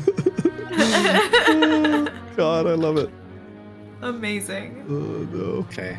Yeah, saving the 2 red dragons for another night. Yeah. Oh, poor Megan. She's here hoping that you rescue her beloved guest I character. would not, Darfin. if I were her, have any And hope No, whatsoever. I would have kissed them goodbye long ago. Oh yeah. You guys are like you just every town you run into, you just grab the first random person. And you're like, do you know where Darfin is? And they're like, who's that? Oh, Right. well, that's literally everything we could do. Yeah, we asked the one person and they're like, nope. And we're like, all right, we did our part. Yeah. Oh, God. Yeah. Oh yeah, Sandream, thank you for your bits donation. Foodle has a conspiracy flowchart. We'll keep adding to it. Yeah, and Sandrine, thank you so much for the bits. There's a you know And that what? moment. You know what we could do? Has anybody ever heard of Padlet? Oh yeah. Padlet? Yeah, so it's something we use in teaching, but it's a site where you can give people access and they can put sticky notes on your pad, right? So it's like you have this bulletin board and people put sticky notes on it. Oh. And so those sticky notes can have like pictures and things like that. Like, do we make for the Winds of Chaos community, do we make a Foodle conspiracy board for people to add things onto as they think come we up in the do. campaign? I think we do. That would be amazing. Okay. Okay. Oh Oh no. my gosh. So set up a Padlet for Foodle's conspiracy for the community to add to Foodle's conspiracy board. Yeah, we're gonna have to like give it to specific people. I'm not gonna post the link out in the open for somebody to post Randos. like pictures of peens or I mean, I like think Bard- anti-Semitic Right. cartoons or things Well, like that. Yeah, no, Yeah. we don't want that. But I think Bard, I mean, Yeah. even if you give it to specific community members, Bard might still be right. Oh, probably, but I About don't. that one at least. I don't mind if Bard puts a dick butt on our Padlet. Yeah. I do mind if it's some rando. Yeah, exactly. It's different. It's different. It has a different, comes Right, across right. different. That's different. Yeah. You need to come in and be a member in good standing of this community to put penises Yeah. on our stuff. That's right. Yeah. That's right. Frankly. Yeah. We have Gosh. a strict members only penis policy. Yeah. Well, okay. Who the heck are we gonna raid? Because everyone's raided. Everybody me. raided into here. Everybody's here. This is ridiculous. We've got Mims a lot and VK both doing Right. D&D. You know what? We haven't rated Mims in a long time. I mean, I've got a couple other people. You know what? Wait, hold on. I just noticed Curse is doing TTRPGs right now. Hold on, let's raid Curse. Oh, okay. Oh my goodness. okay. I don't know if you guys I don't- know Curse that well, but I definitely don't. I don't think I've. I don't think I do either. so I'm not following them. No. So he's a firefighter. He's a really Oh, that's really cool. like kind, generous, thoughtful dude. Super awesome guy. He ran a campaign that I was in with Obed and a couple of other people that you guys may Oh, is that have the seen around. Warhammer Fantasy one? Yeah, the Warhammer Fantasy. Now he may be running a Warhammer Fantasy campaign, right now. I don't know. I'm excited to see what he's up that's to. cool. But yeah, he's Yeah. just a super cool dude.